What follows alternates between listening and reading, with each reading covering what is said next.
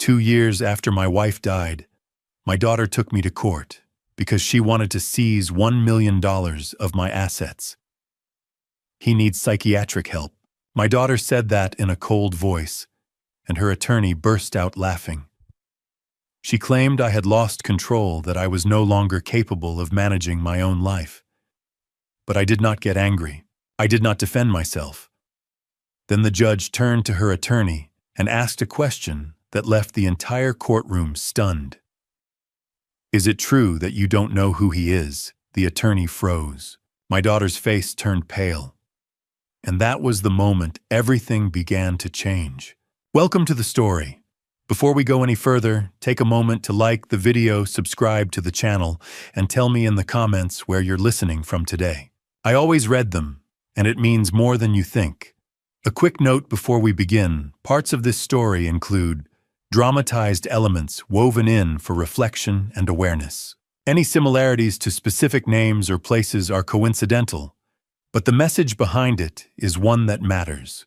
I kept my hands folded on the table, fingers pressed tight against my palms. Across the courtroom, my daughter was asking a judge to declare me incompetent.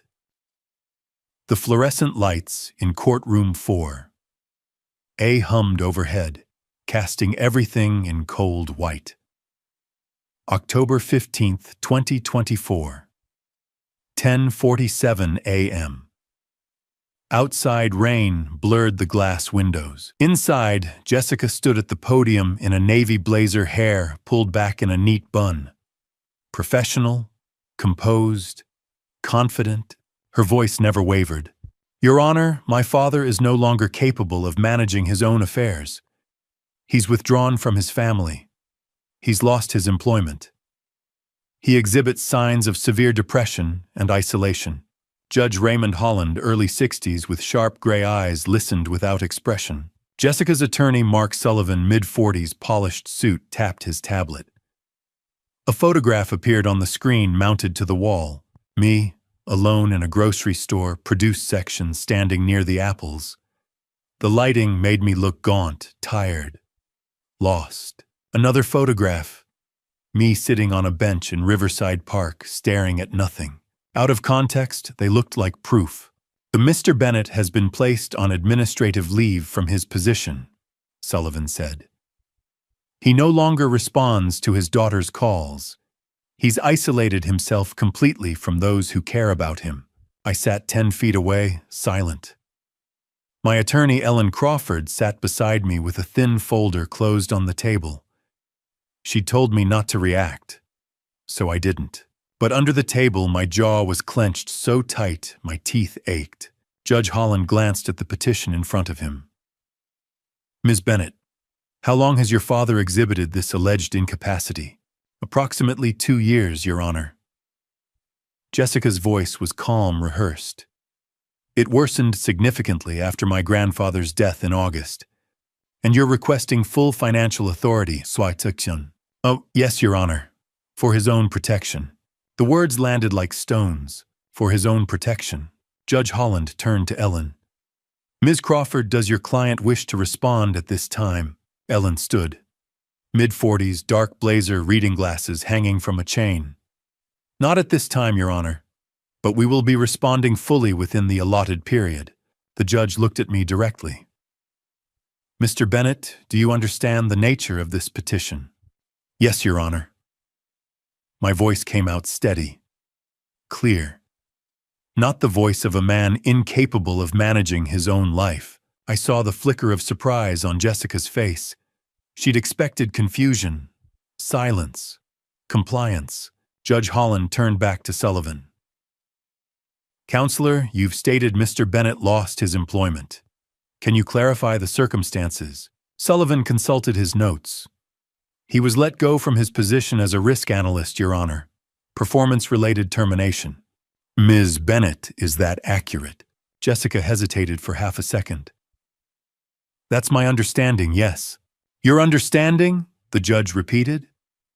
"You're not certain?" "He didn't discuss it with me, Your Honor. But that's part of the pattern we're concerned about: withdrawal, inability to communicate about basic life matters." Judge Holland's eyes shifted to me. Mr. Bennett, I met his gaze. That characterization is inaccurate, Your Honor. I was placed on administrative leave pending an internal review. That review concluded 2 weeks ago. I was cleared of all allegations and offered full reinstatement with a formal apology from my employer. The courtroom went still. Jessica's expression didn't change, but her hands gripped the edge of the podium. Sullivan shifted his weight. Your Honor, we were unaware. Clearly.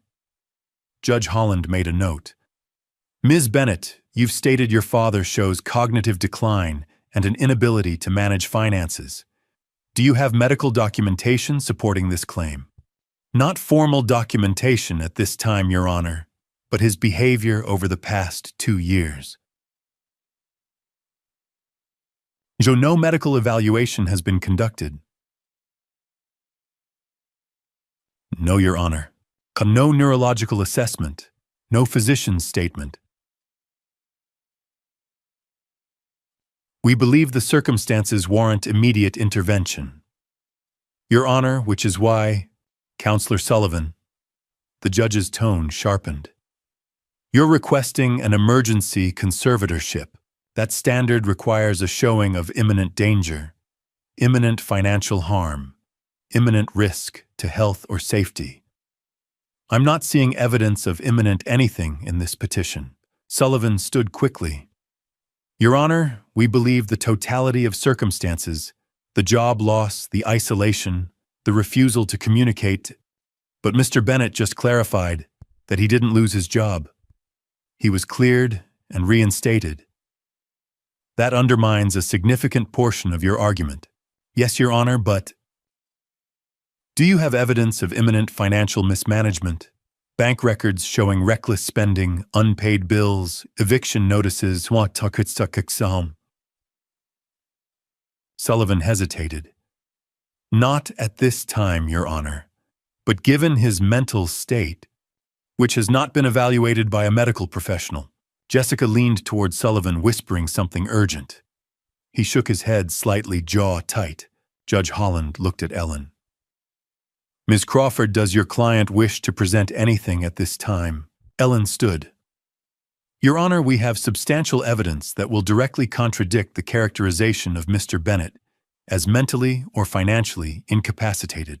We will be filing a comprehensive response, including documentation of his professional background, his current financial stability, and the actual circumstances surrounding this petition. She paused. We will respond fully, Your Honor. The judge nodded slowly. This hearing is continued for 2 weeks. October 29th, 9 a.m., this courtroom. In the interim, I'm ordering a temporary freeze on all joint accounts and assets shared between Mr. Bennett and the petitioner pending resolution. Mr. Bennett's personal accounts remain under his sole control. Jessica's face went pale. Court is adjourned. The gavel struck.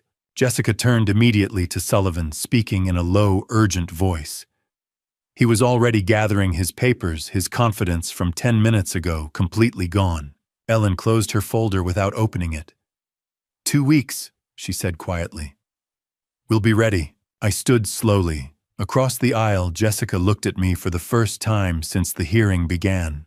I didn't look away. She turned and walked out, Sullivan trailing behind her. Ellen touched my arm. You did well. Stay quiet. Let her think she rattled you. She didn't. I know. But let her think it anyway. I watched through the courtroom windows as Jessica and Sullivan stood in the hallway, his hands gesturing, her arms crossed. She looked back once through the glass. I didn't move. The worst part wasn't what she'd said. It was how prepared she was. Every document, every photograph, every word. She'd been planning this for months, but so had I. I just needed her to finish first. Let me take you back. Because that wasn't the first time Jessica called me a disappointment. The first time wasn't in a courtroom. It was in a house that doesn't exist anymore. On an evening that smelled like burnt pasta and regret. It was 2016, 8 years ago. Jessica was 24. Linda had just told me she wanted a divorce. The papers sat on the kitchen table, neat and organized and final. Jessica came home that weekend, not to see me, to help her mother pack. I was in the garage when she found me. I'd been sorting through old file boxes, things I'd kept from a life she'd never known I'd had. FBI case summaries, commendations, evidence logs, all of it labeled and dated and useless now. Mom says you're done, she said. Not a question. A statement. That's right. Good. Her voice was flat. You were never really here anyway. I looked up. Jessica, don't. She cut me off. You were always working, always busy. You missed everything. Birthdays, recitals, graduation.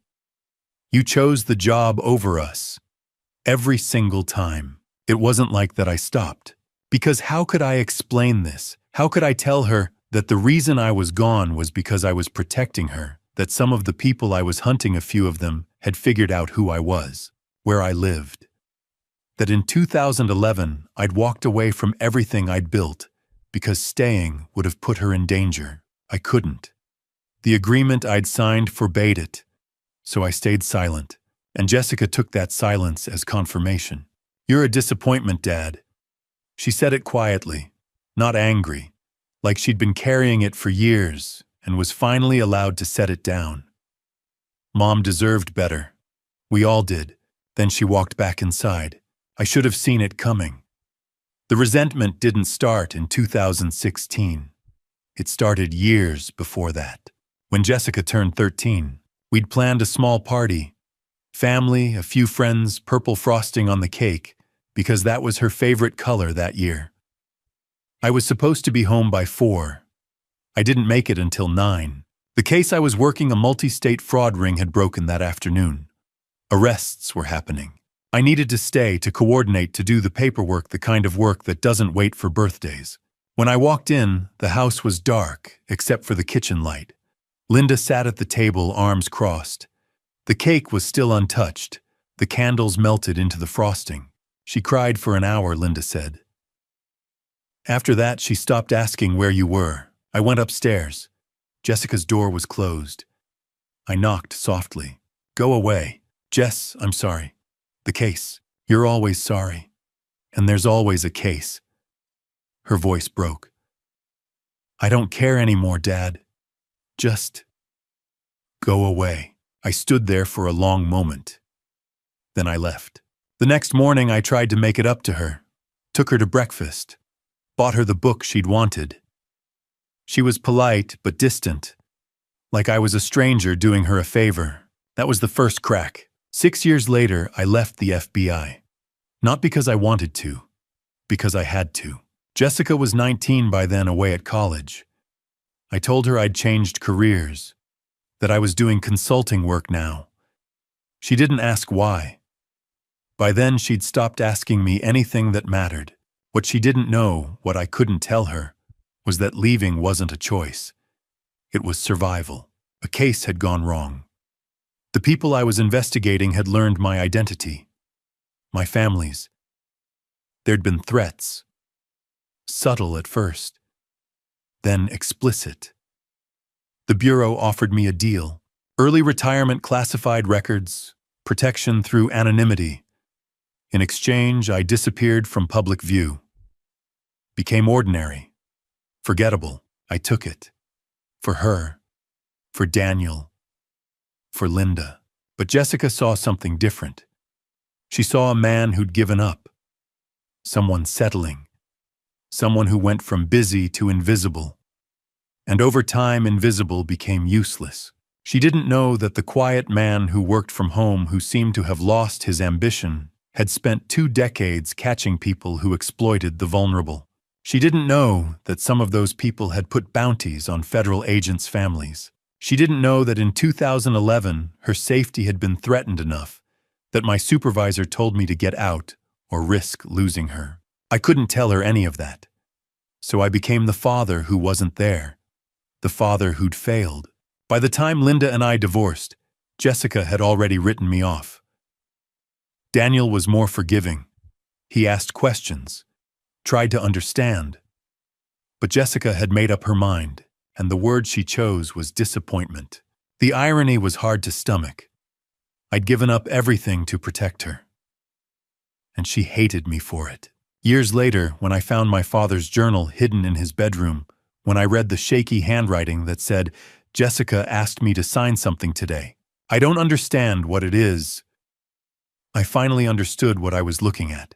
I'd spent 22 years investigating financial crimes. I knew what elder exploitation looked like.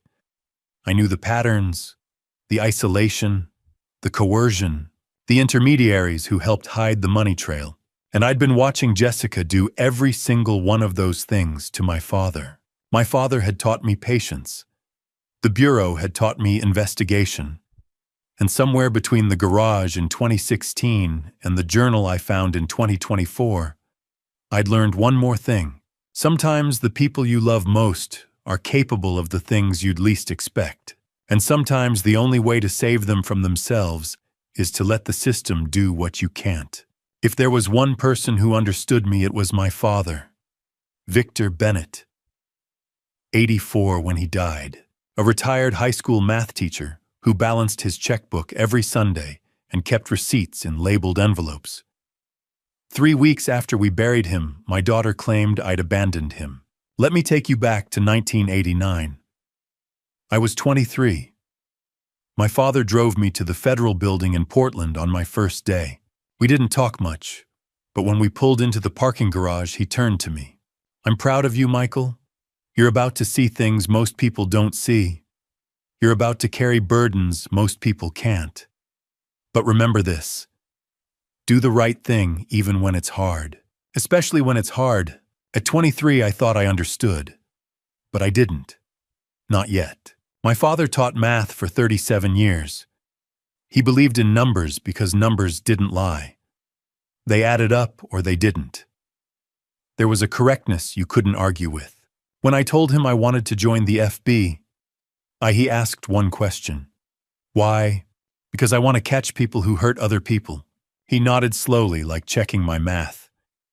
"That's a good reason. Don't lose it." I never did. 22 years later, I told him I was leaving the Bureau. About the case. About the threats. About protecting my family. Victor listened without interrupting. Then he said, "You're protecting them." "Yes, and they won't know." "No, they won't." He leaned forward. "Michael, they might not understand. Linda might not understand. Jessica might think you gave up. But I see what you're doing. And it's the hardest thing you've ever had to do." He was right. Linda didn't understand.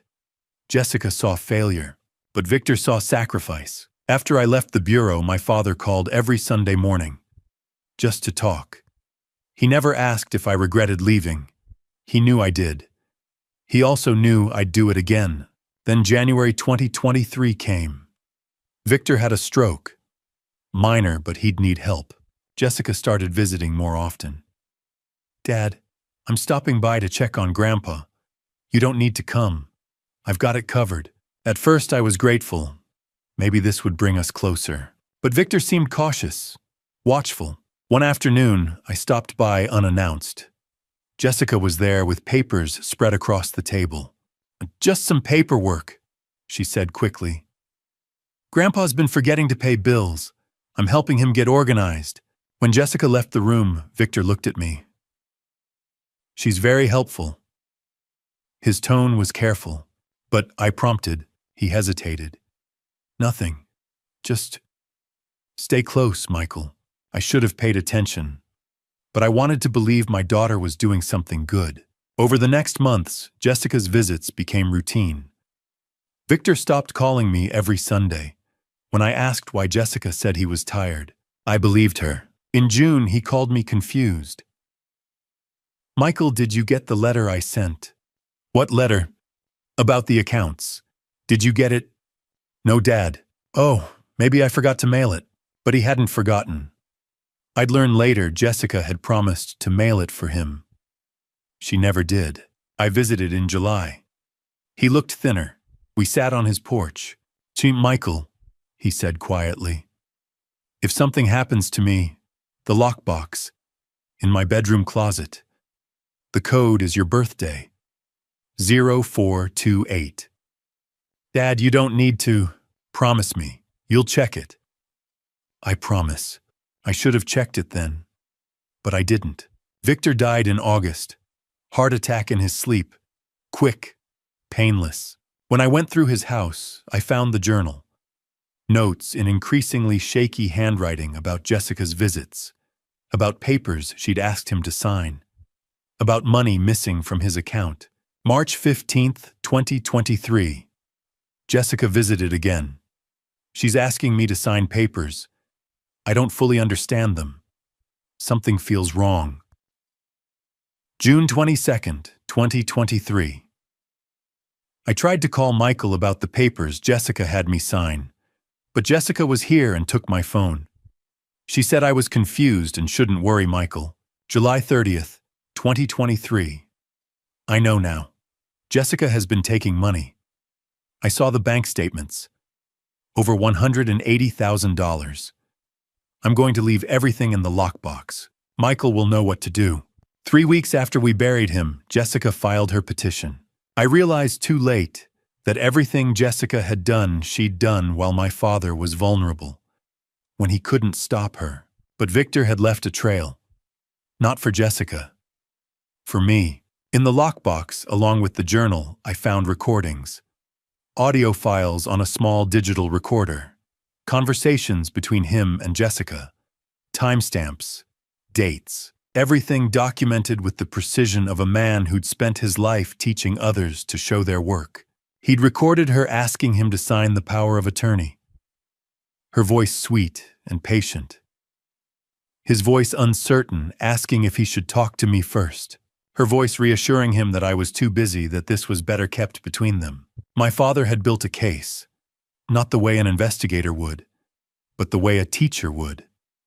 Step by step. Showing the work, making sure someone would be able to check his calculations and see where things had gone wrong. He'd left it for me, the only person who would know what to do with it. Sitting in that courtroom, listening to Jessica describe me as someone who'd abandoned his father. I thought about that moment in his kitchen, about the careful way he'd said, "She's very helpful," about the wait when he said, "Stay close." My father had tried to warn me, and I'd been too blind to see it. But he'd known I'd eventually understand. That's why he'd left the evidence. Victor Bennett had taught me one final lesson. Sometimes the answer isn't obvious until you go back and check the work. And when you do, you'd better make sure you've shown every step. He'd shown me every step. Now I just had to follow them. The petition arrived on a gray afternoon in late August, 3 weeks after we buried my father. The envelope was thick, formal, addressed to me by my full name. I sat in my car in the parking lot for several minutes before opening it. Rain spattered against the windshield. Early autumn leaves stuck to the glass in wet clumps. Inside was a petition. Legal size. 32 pages. Emergency conservatorship petition. Jessica Bennett, petitioner, requests the court appoint her as temporary financial conservator for Michael Bennett, respondent. Grounds: respondent is incapable of recognizing financial exploitation, incapable of managing assets responsibly, emotionally withdrawn, in need of protection from self-harm through poor decision-making. Self-harm. She was arguing I was a danger to myself. The petition included affidavits, one from a neighbor who said I seemed withdrawn, one from someone I didn't recognize, one from Jessica herself. 4 pages describing a father who'd never been present, who couldn't recognize signs of exploitation. There was no mention of Victor. Not one word about the man who'd actually been exploited, about the $185,000 that had disappeared from his accounts in the 14 months before he died, about the recordings he'd left behind, the journal entries, the careful documentation. Jessica had filed this 3 weeks after we buried him, before the estate had been settled, before anyone could look closely at his accounts. She'd moved fast, strategically, a preemptive strike before I could figure out what she'd done. My phone rang, the bank. Mr. Bennett, we've received a court order. Your accounts are temporarily frozen pending review of the conservatorship petition. Frozen. Completely. I had $200 in cash. That was it. Within 48 hours, my life unraveled with bureaucratic efficiency. My employer called next. Michael, we have to place you on administrative leave, just until this gets sorted out. Standard procedure when there's legal action involved. By Friday, my access to work systems was suspended. My paychecks were held. My credit cards stopped working. I called the bank again. How long? That depends on the court, sir. Could be a few weeks, could be longer. I'd worked in law enforcement long enough to know how these things worked. Emergency orders get issued quickly to protect vulnerable people. Judges err on the side of caution. Jessica had isolated me, financially, professionally. She'd created a situation where I looked exactly like what she'd described. Incapable. That evening, Daniel called. What's going on? Your sister just filed a petition. I know. She told me. She said you need help. That you're not managing things well. That Grandpa, that's not accurate, I said quietly. Then why would she do this? I could have told him. But I didn't have proof yet. I don't know. A long silence. I want to believe you, Dad, but I understand. Do you? Yes. And I did. Jessica had spent years building a narrative. Daniel didn't know which version was real. I have to go, he said. The call ended. I stood there in my small studio apartment and felt the full weight of what Jessica had done. She'd weaponized my own history against me. The absent father. The man who'd stepped down from his career. She'd taken all of that and turned it into a case for incompetence. And she'd done it before I could stop her. That night, I sat by the window and thought about what Jessica had written. Incapable of recognizing financial exploitation. The irony was brutal. Because recognizing exploitation, specifically financial exploitation of vulnerable adults, was exactly what I'd done for 22 years. I'd investigated Ponzi schemes, elder fraud, caretakers who drained the accounts of people they were supposed to protect. I'd built cases that sent people to prison, and now my own daughter had done exactly what I'd spent 2 decades fighting. I opened my laptop, and I started investigating, not with anger, not for revenge, but with the methodical patience I'd applied to hundreds of cases before. Because if Jessica thought she could bury me under paperwork and assumptions, she'd made one fatal mistake. She'd forgotten what I was capable of. The first thing I did was request Victor's bank records.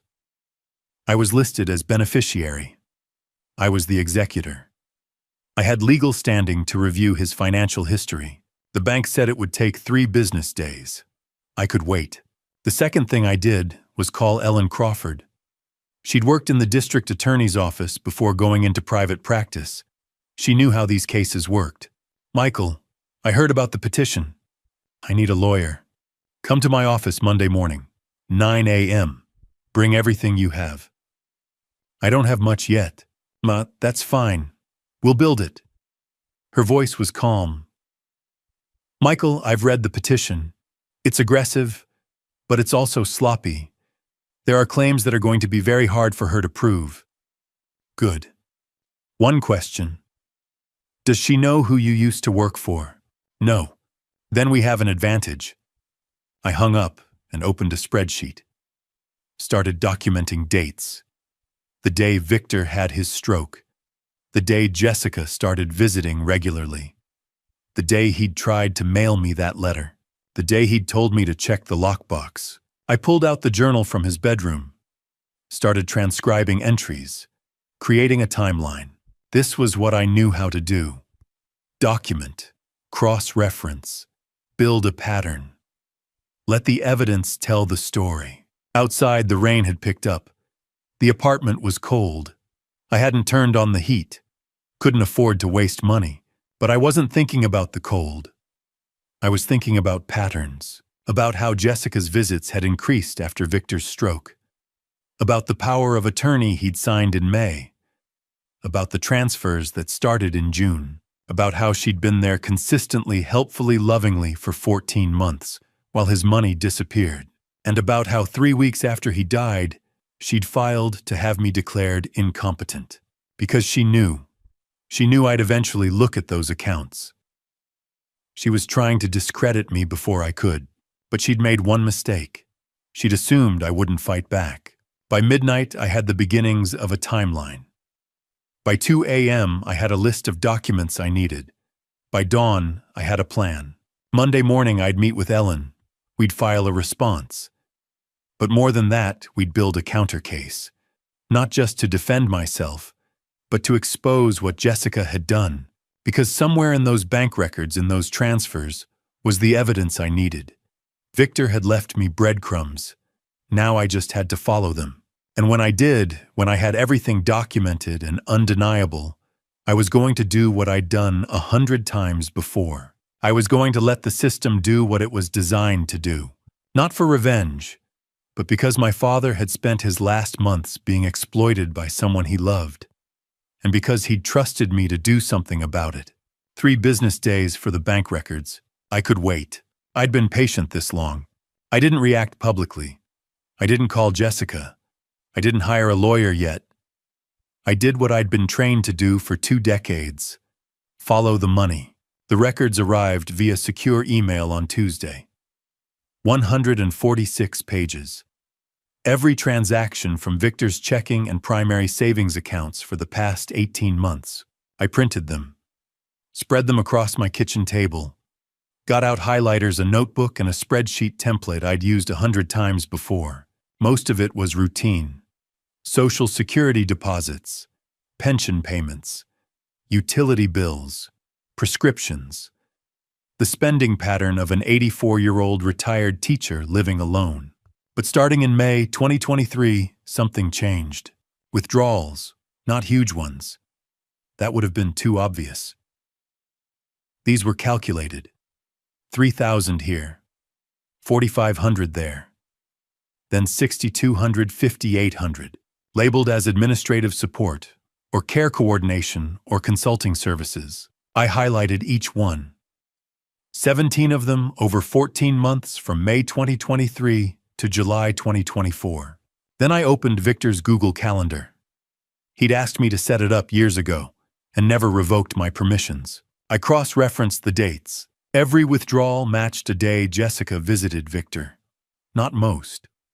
All. May 18, 2023. Withdrawal of $3,200. Jessica visited to help pay bills. June 3, 2023. Withdrawal of $4,500. Jessica visited to organize files. June 22, 2023.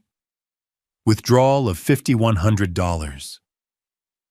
Jessica visited to check on Grandpa's health. 17 visits, 17 withdrawals, total $82,400. But that wasn't all. I found wire transfers. Electronic transfers to a business account registered under Patterson Financial Services. 6 transfers ranging from $12,000 to $28,000. Total $102,600. Combined $185,000. I sat back and looked at the numbers. The pattern was there.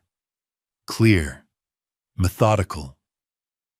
Exactly the kind of pattern I'd spent 22 years learning to recognize.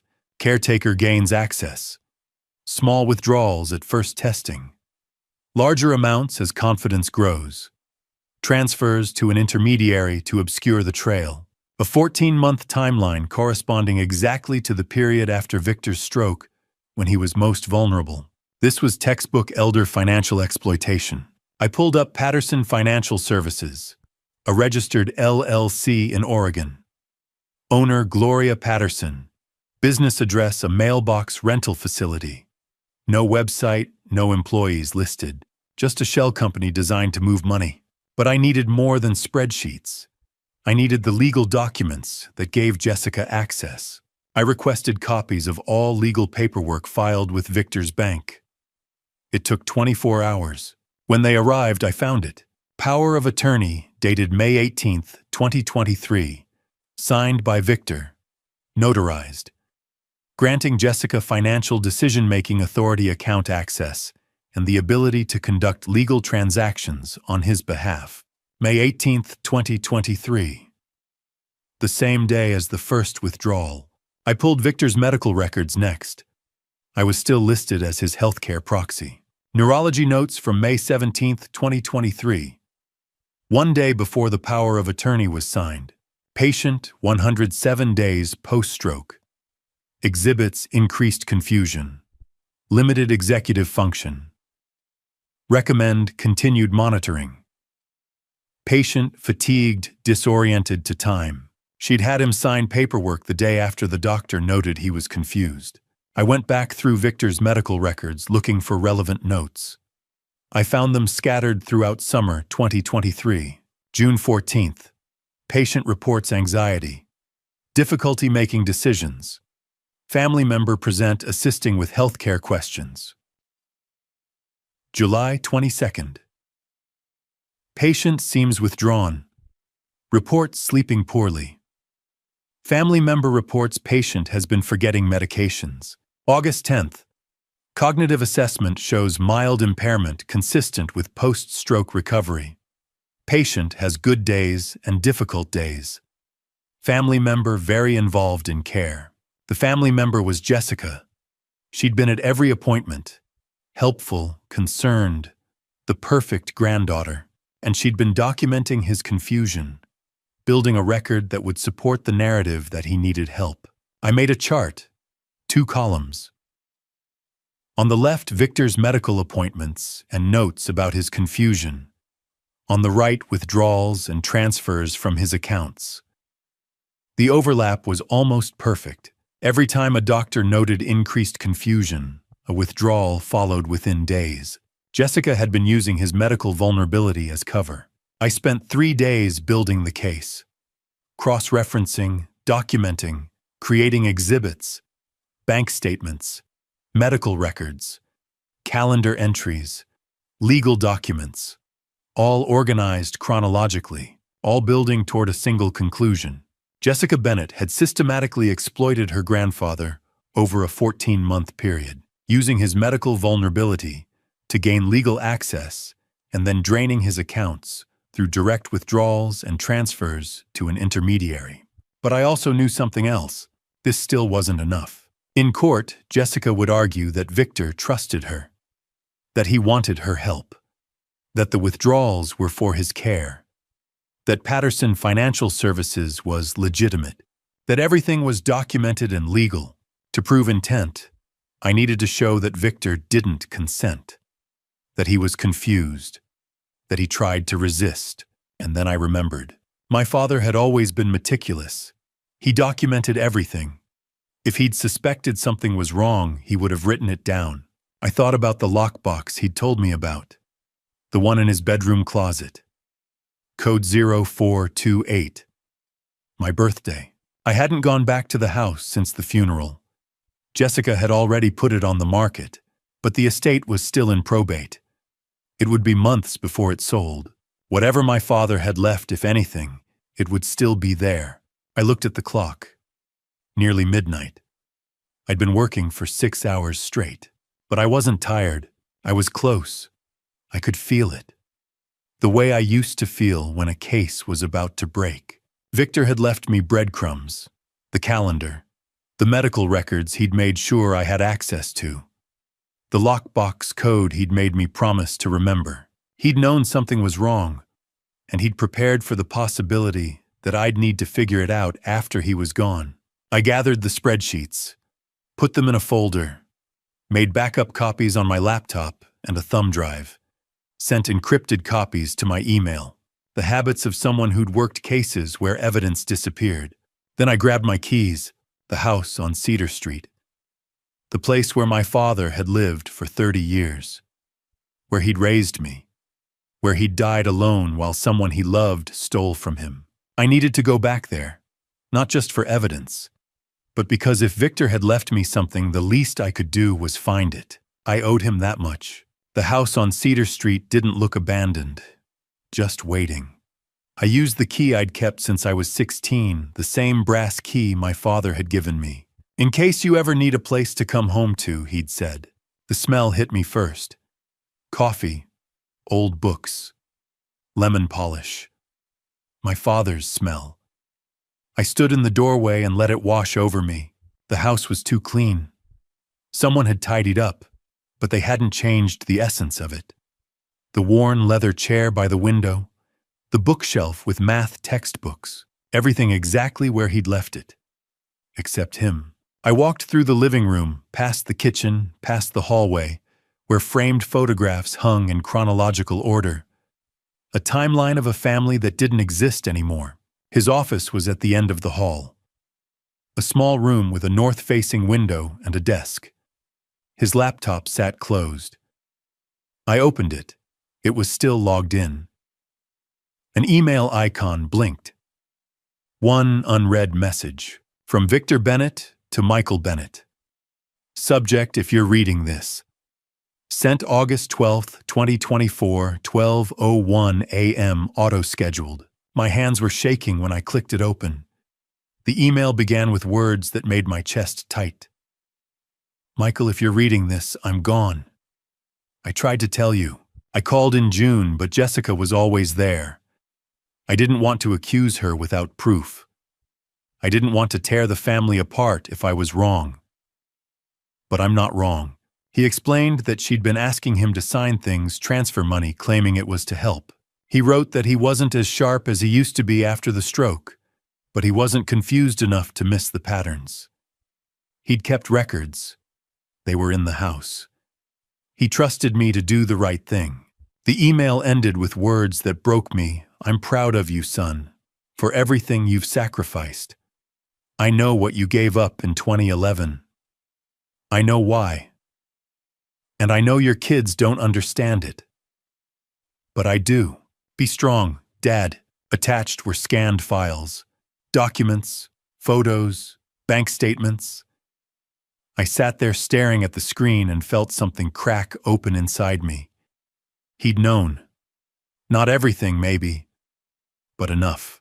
And he'd been trying to protect me even after he was gone. I walked to the hallway closet. Behind a box of photographs, I found it. A leather-bound journal. Brown softened with use. I opened it to the first entry dated March 15th, 2023. Jessica called today. Said she wants to help more. Sounds sincere. I want to believe it. I kept reading through entries that documented his growing confusion and fear. May 20th. Looked at the papers again. Power of attorney. Didn't mean to give that much control. Then July 30th. I'm not imagining this. She's taking money. But if I accuse her and I'm wrong, I'll ruin Michael's relationship with his daughter. The last entry, dated August 10th, 2024, 2 days before he died, said simply, if you're reading this, something went wrong. I didn't forget who you are. I know what you do. I trust you'll see what I couldn't. Dad. I went back to the office and checked under the desk drawer the way I'd checked 100 hiding spots in 100 investigations. My fingers found it. A USB drive taped to the underside. I pulled it free and plugged it in. 6 audio files, dated between May and July 2024. I put in earbuds and clicked the first one. Jessica's voice was clear and confident, asking Victor if he wanted me to control everything, saying I didn't understand money like she did. Victor's voice was weaker, hesitant, agreeing to sign. Each recording showed the same pattern. Jessica calm and persistent. Victor tired and trusting. In one recording, when Victor asked if he should talk to me, Jessica's response was immediate.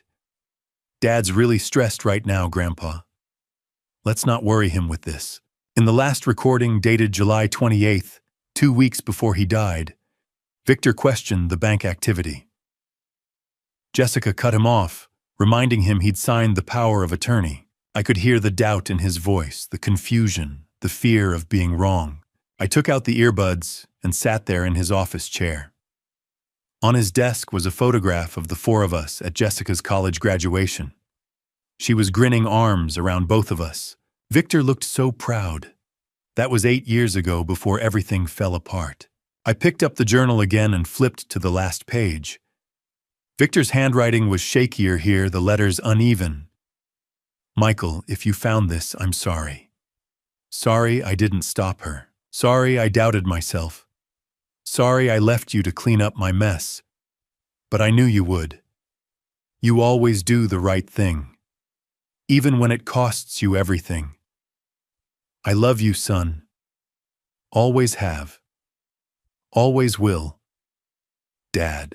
I sat on the floor of my father's office, one hand holding the journal, one hand holding the USB drive. And for the first time since receiving that petition, maybe the first time in years, I cried. Not loudly, not dramatically. Just quiet tears from a place I'd kept locked for decades. Because my father had known what Jessica was doing, and he'd been too afraid of being wrong, too afraid of destroying his family to say it out loud. So he documented it, left breadcrumbs, trusted that I'd find them and do what he couldn't. Grief doesn't solve cases. I wiped my face, stood, and copied every file to my own drive. Then I made a call to a number I hadn't dialed in 13 years. Thomas Reed answered on the second ring. When I told him I needed help, he said he'd be there in 20 minutes. By the time Thomas arrived, I had everything organized.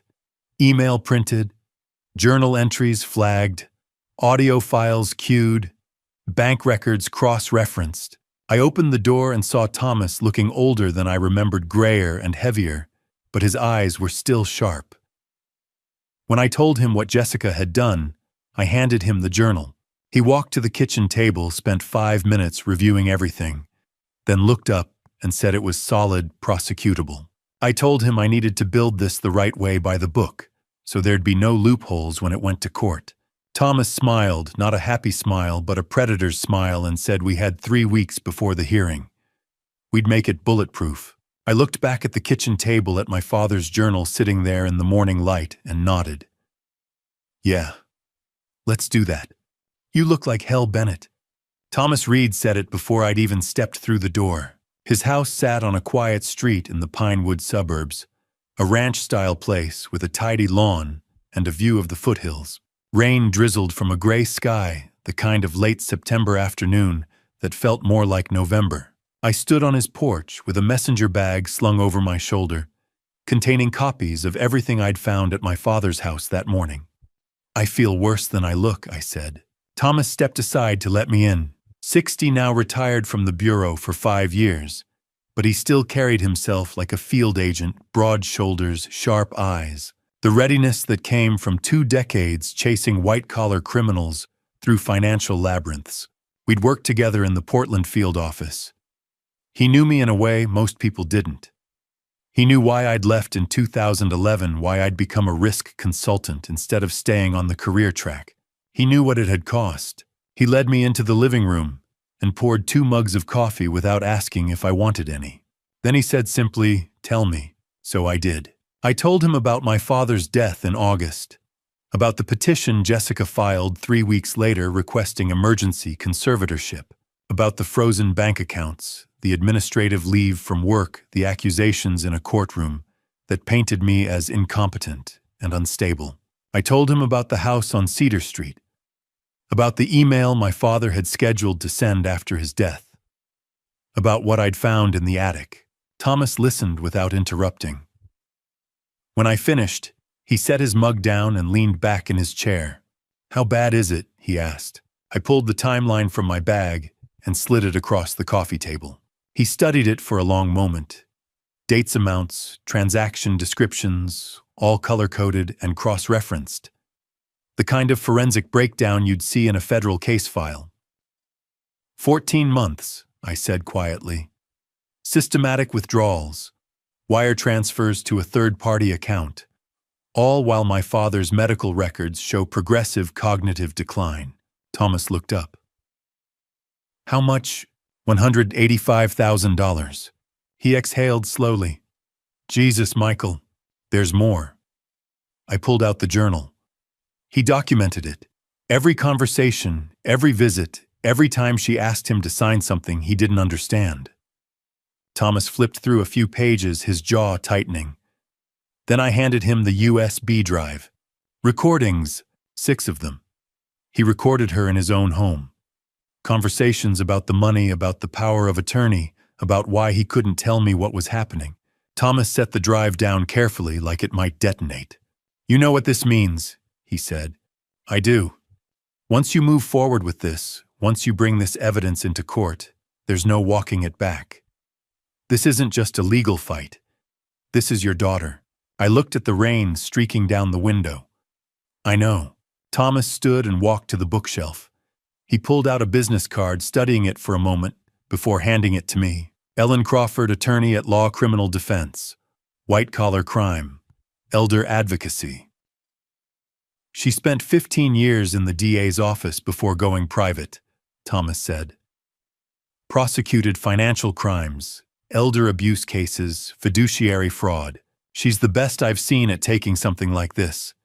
He gestured at the documents spread across his coffee table, and making a jury or a judge understand exactly what it means.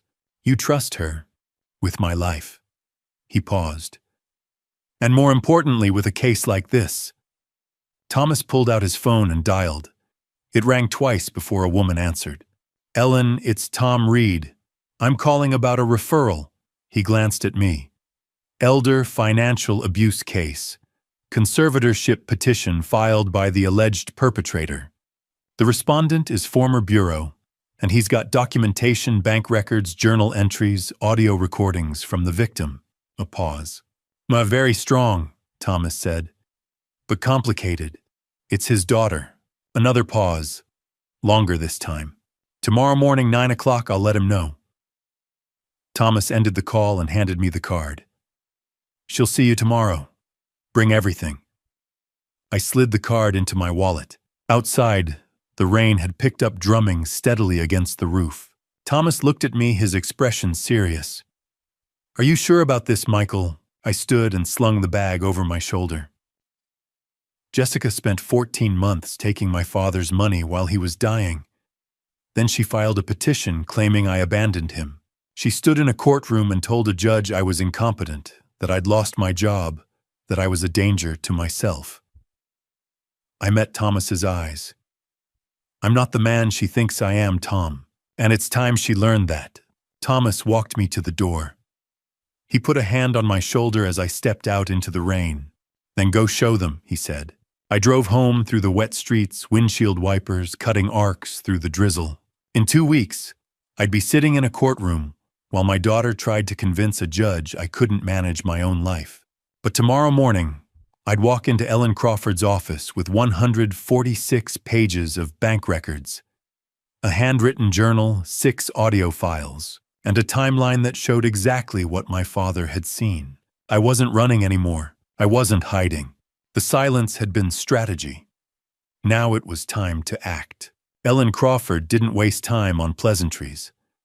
When I walked into her office at 9 o'clock sharp, she pointed to the chair across from her desk and said, "Show me what you have."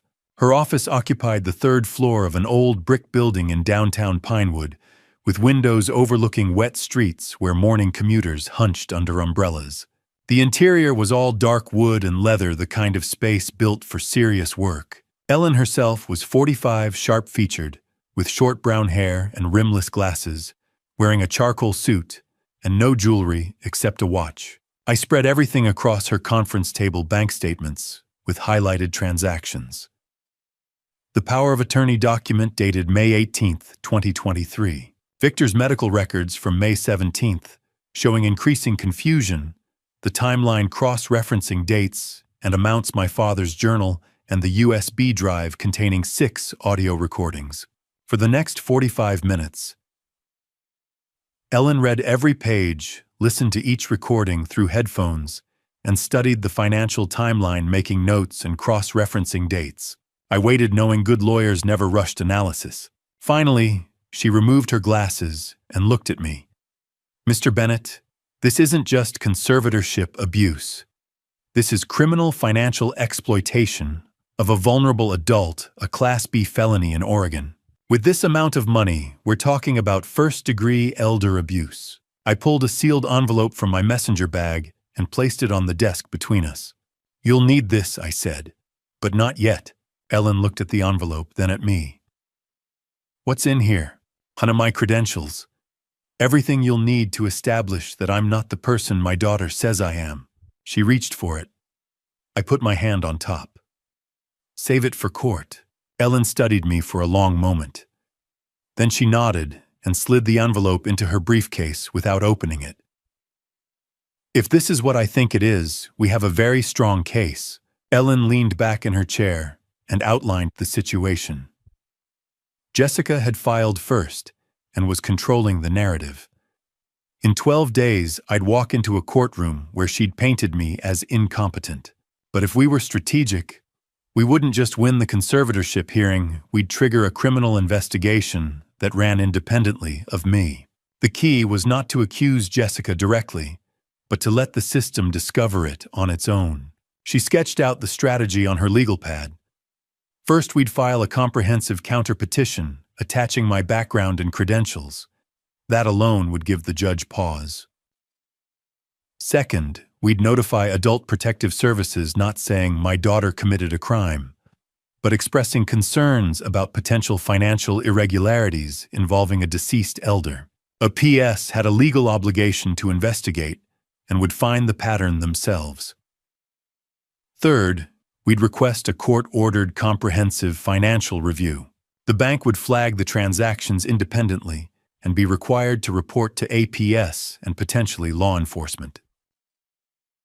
"So you let the system do the work," I said, understanding the elegance of it. When I walked into that courtroom, I wouldn't be making accusations. I'd be the responsible son who discovered irregularities and reported them to appropriate authorities. Ellen checked Jessica's attorney, Mark Sullivan, a mid-tier lawyer who did family law and estate work. He was competent, but not specialized. And if Jessica told him I was just a risk consultant, he probably didn't dig deeper. He wouldn't expect what was in that envelope, and when it got revealed, the judge would realize his client had misled him by omission. That credibility drop mattered. Ellen needed to be clear about something. Once we started this process, it would escalate. The DA's office would likely get involved, Jessica would face criminal charges, and our family would be torn apart in ways that couldn't be quickly repaired. I thought about Victor's journal, his voice in those recordings, the trust he'd placed in me. "My father already prepared me," I said. Ellen nodded and told me what came next. She needed signed authorization documents, copies of everything, and a detailed affidavit. We had 12 days, enough time to position the pieces. I was to live quietly, not contact Jessica, not announce anything, or post on social media and let the system wake up around her. When we walked into that courtroom, I needed to trust her completely, let her control the narrative even when I wanted to speak or defend myself. Ellen walked me to the door, confirming she'd file the counter-petition that afternoon, send APS notification tomorrow, and have bank subpoenas ready by week's end. By October 15th, the judge would be asking questions Jessica didn't prepare for. When I left her office, rain streaked the windows as people hurried past under umbrellas. My life was about to change permanently, but for the first time in 2 weeks, I felt something other than grief. I felt ready. Ellen called late that evening while I sat in my studio apartment, with copies of my father's journal spread across the kitchen table. "A PS has been notified," she said without preamble. "New bank subpoenas are being prepared.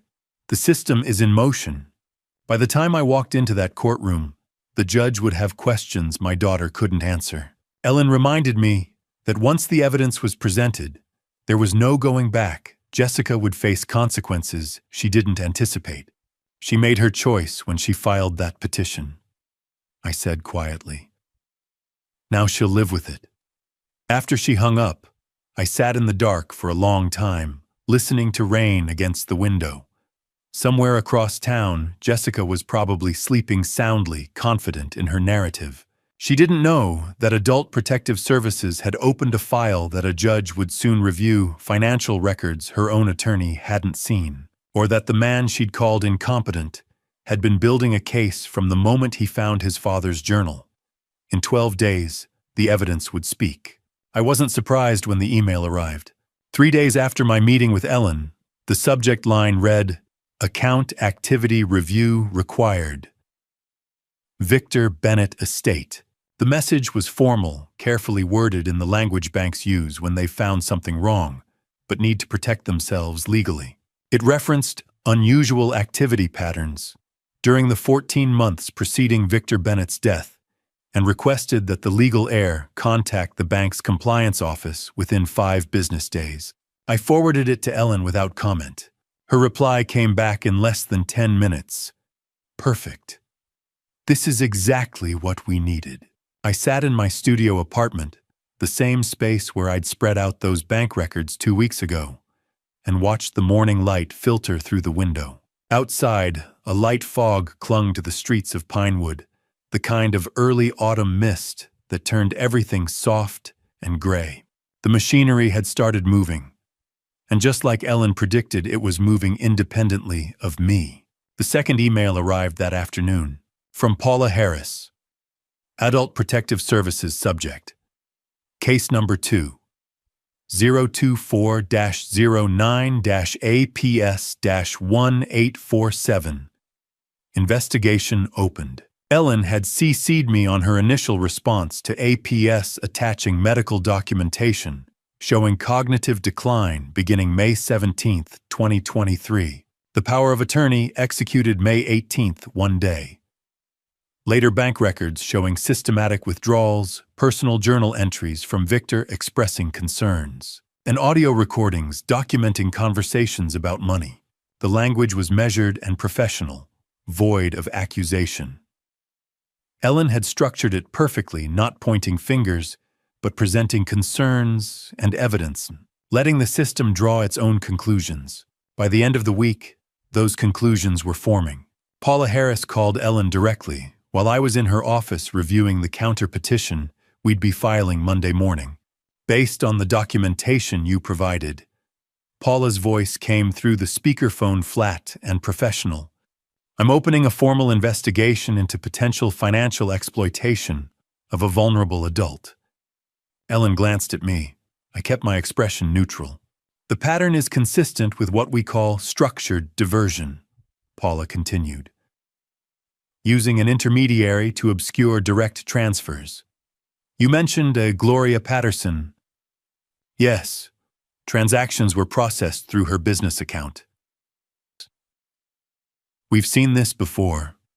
A trusted friend or family member processing transactions, taking a fee, creating distance between the victim and the ultimate beneficiary. Paula paused. The fee structure you documented, 8 to 10%, is within the range we typically see in exploitation schemes. I sat very still, listening to the clinical dissection of what my daughter had done. I'll need to interview Mr. Bennett directly, Paula said. And I'll be requesting full cooperation from the petitioner's legal representation regarding the source of funds used to file the conservatorship petition. Ellen's eyes met mine. Mr. Bennett is available for interview at your convenience. After the call ended, Ellen set her phone down and leaned back in her chair. The fog had lifted outside, but the autumn light remained muted, filtering through the window in pale, uncertain shades. The system is working, she said quietly. I didn't respond immediately, because I was thinking about the calls I'd been getting. 7 missed calls in the past 2 days, all from Jessica. The voicemail started angry, accusatory. Dad, what did you tell the bank? They're asking me questions about Grandpa's accounts. What the hell is going on? Then they shifted. I don't understand why they're investigating me. I was just trying to help Grandpa. You know that. You have to explain to them it's a misunderstanding. By the third message, she was pleading. Dad, please, just call them off. Tell them you were confused, that you made a mistake. We can fix this. I'd listened to each message 3 times. Then I deleted them. Ellen must have seen something in my face. This is the hardest part, she said quietly. Watching someone you love face consequences. I looked out the window. She knew what she was doing. The recordings proved that. The journal entries proved that. Ellen leaned forward. The system moves slowly, but it moves toward justice. That evening, Thomas Reed called. How are you holding up? I was heating up leftovers in the microwave, staring at the rotating plate. I'm fine. Now Jessica's been calling you 7 times in 2 days. Don't talk to her. Not until after the hearing. His voice was firm. Anything you say could be used against you, or give her time to prepare a defense. I know. There was a pause. Then Tom said, It's different when it's your daughter. I thought about that. Yeah, it is. But the evidence is the evidence. And you've always trusted evidence more than words. After we hung up, I stood at my window for a long time looking out at the street below. Somewhere across town, Jessica was panicking. The bank was asking questions. A PS was investigating. And her attorney, Mark Sullivan, was probably starting to realize his client hadn't told him the whole story. The final voicemail came through just after 10 that night. Jessica's voice was different this time. Colder. More controlled. I don't know what you think you're doing, but you're going to regret this. I'm still your daughter. I have rights. And when we go to court, the judge is going to see who you really are, someone who abandoned his own father and now wants to blame me for trying to help. A pause. You taught me to fight for what's mine, so that's what I'm going to do. I stood in the dark with the phone in my hand. In 2 weeks we'd be in court. Jessica thought she was walking into a probate formality. She didn't know that Paula Harris would be submitting a preliminary report. She didn't know that the bank's compliance office had flagged her transactions independently. She didn't know that a deputy DA named Kevin Marshall had reviewed the case file and called it a textbook example of elder financial exploitation. Most of all, she didn't know who her father really was. Ellen had told me to stay quiet, to let the system work, to trust that evidence would speak louder than accusations. So I deleted the voicemail, turned off my phone, and went to bed. In 2 weeks, the truth would have its day. October 29th, 2024. 9 a.m. Courtroom 4, a Pinewood County courthouse. 2 weeks had passed since Jessica stood in this room and called me incompetent. 2 weeks since Judge Holland ordered a temporary freeze on joint accounts and continued the hearing. 2 weeks since I walked out of this courtroom knowing exactly what was coming. Now I was back.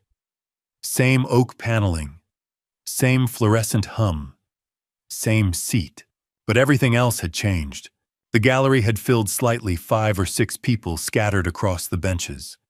Probably local reporters, court watchers, people who'd heard whispers that this conservatorship case wasn't what it seemed. Judge Raymond Holland entered, and we rose.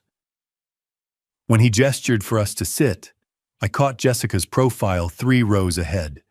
Her posture was straight confident, but I'd spent years reading people across tables.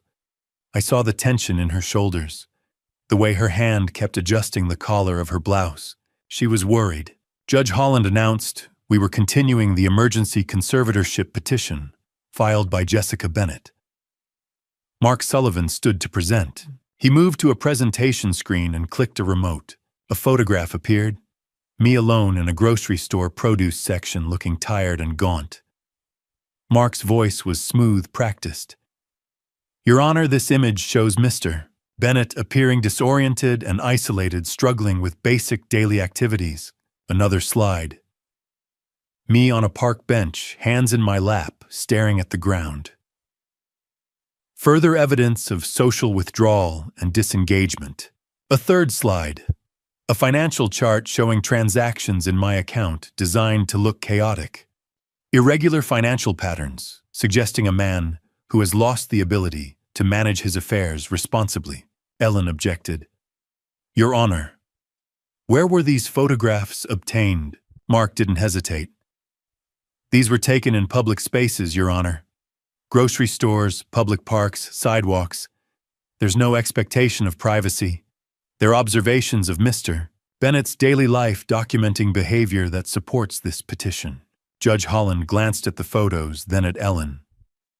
I'll allow it, but establish relevance quickly, counselor. Mark gestured to Jessica, who stood.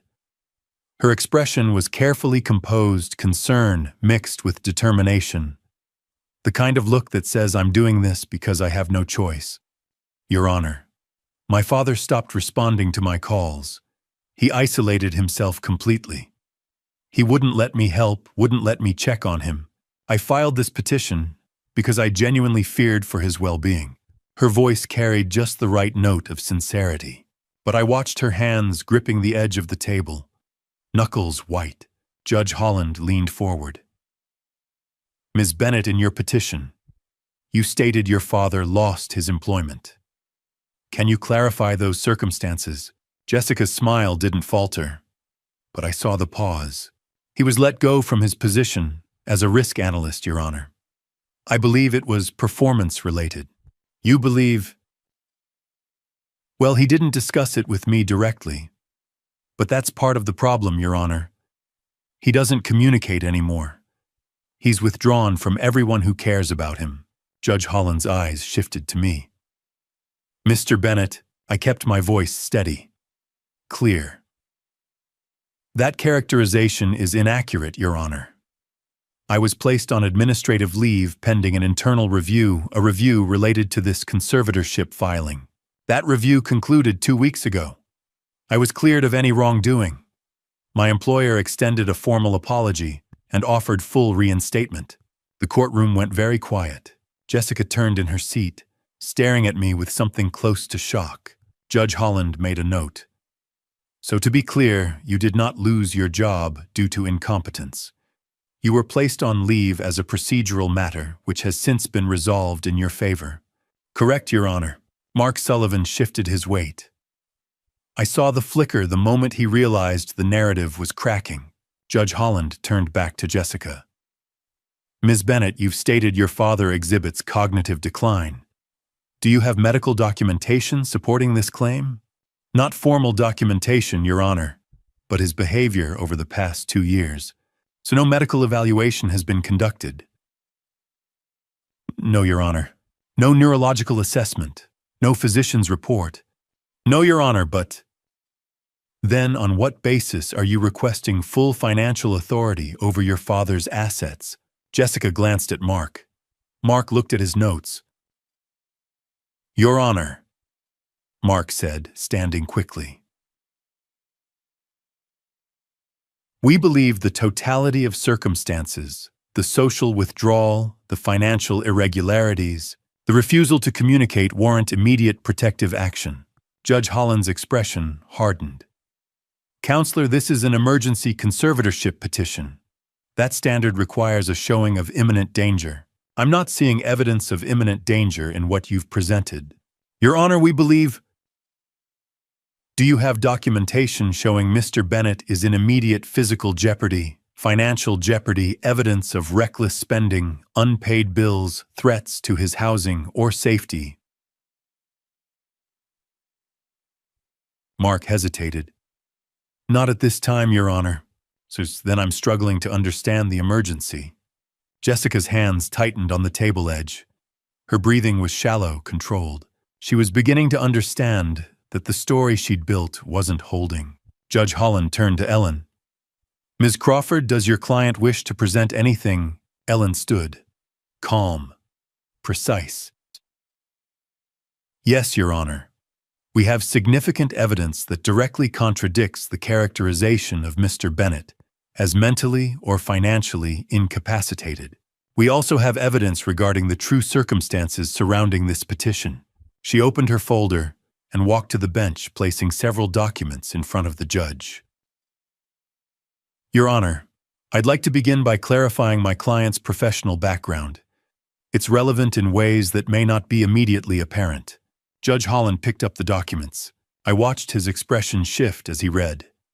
Surprise, then understanding, then something harder. FBI credentials, letters of commendation, awards from the Financial Crimes Division, Documentation of service from 1989 to 2011. He looked at the papers, then at me, then at Mark Sullivan. Counselor Sullivan, were you aware of this? Mark's face went pale. I was informed Mr. Bennett worked in risk assessment, Your Honor. He does work in risk assessment. Judge Holland's voice went cold. For the Federal Bureau of Investigation's Financial Crimes Division. For 22 years. The courtroom was silent. Jessica stood suddenly. Judge Holland raised his hand. Ms. Bennett, sit down and listen very carefully to what Ms. Crawford has to say next. Jessica sat slowly. Ellen looked at me. I gave her a single nod. She turned back to the judge. Your Honor, Mr. Bennett didn't lose his ability to manage finances. He's a forensic accountant who spent 2 decades investigating financial fraud, Ponzi schemes, and elder exploitation. She paused, letting the words settle. And he's been investigating this case since the day his father died. Judge Holland set the documents down and leaned back in his chair. Rain drummed softly against the courtroom windows. Ms. Crawford, he said quietly. I think we need to hear everything you have. Ellen opened a second folder. Thicker, heavier. Your Honor, I'd like to approach with additional evidence. As Ellen walked toward the bench, I allowed myself to glance at Jessica.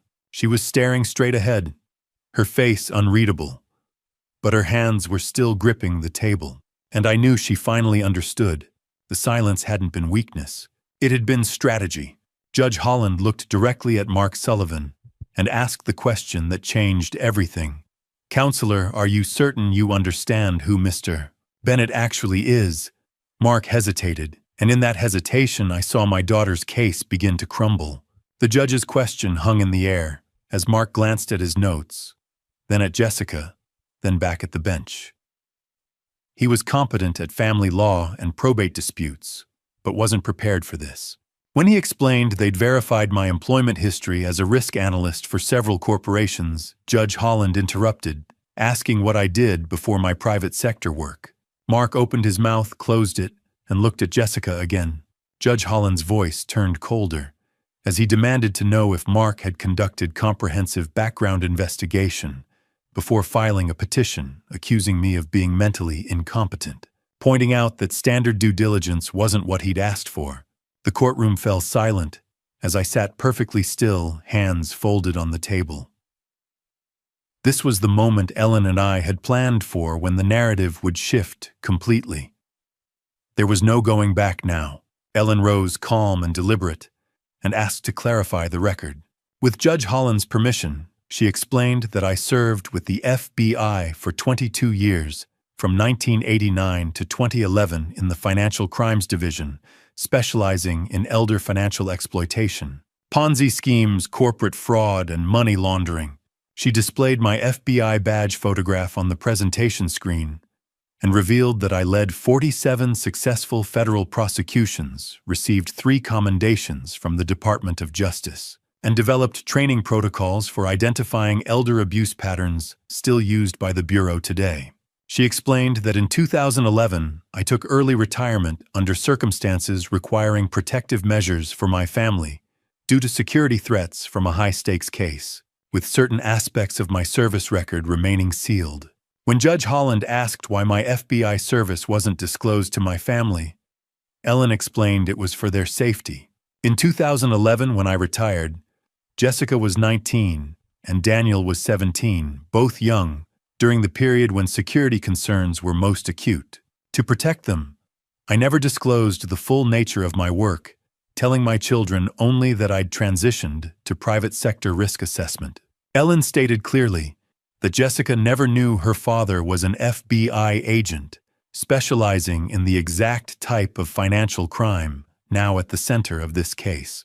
Whispers erupted in the gallery behind me. Jessica's voice was barely audible. Dad. I didn't turn around, keeping my eyes forward on Judge Holland and Ellen. I'd made a choice 24 years ago to protect my family by keeping secrets. And now one of those secrets was being used to save me from my own daughter. Jessica stood suddenly, her chair scraping the floor, insisting she didn't know any of this, and he never told her. Judge Holland commanded her to sit down, and when she protested that it didn't change anything, his tone went flat and commanding, ordering her to sit again. Jessica sat, her hands shaking visibly. I looked at my daughter and saw the exact moment she understood what she'd done. She'd tried to declare an FBI financial crimes investigator mentally incompetent to manage money and accused a man who'd spent 2 decades catching people exactly like her of being incapable of recognizing financial exploitation. Ellen let the silence stretch before continuing, explaining that I'd been conducting my own investigation since Victor passed away in August, applying the same methodologies I used for 22 years with the Bureau. What I found wasn't a man in cognitive decline, but a carefully orchestrated scheme of financial exploitation targeting a vulnerable elderly adult. She paused before stating quietly that the person at the center of that scheme was my daughter. Whispers erupted louder as Mark whispered urgently to Jessica, who shook her head violently, her face pale. Judge Holland tapped his gavel for order and acknowledged Ellen was making very serious allegations. Ellen confirmed she had evidence to support every one of them, removing a sealed envelope and laptop from a thick folder. She explained that Victor left behind extensive documentation before he passed, a handwritten journal covering his final 14 months email correspondence sent on delay after his death, audio recordings made in his home, and comprehensive bank records showing exactly where his money went. When Judge Holland asked about the audio recordings, Ellen explained that Oregon is a one-party consent state, making Victor's recordings of conversations in his own home fully admissible under Oregon law. There were 6 recordings made between March 2023 and 3 weeks before Victor's death.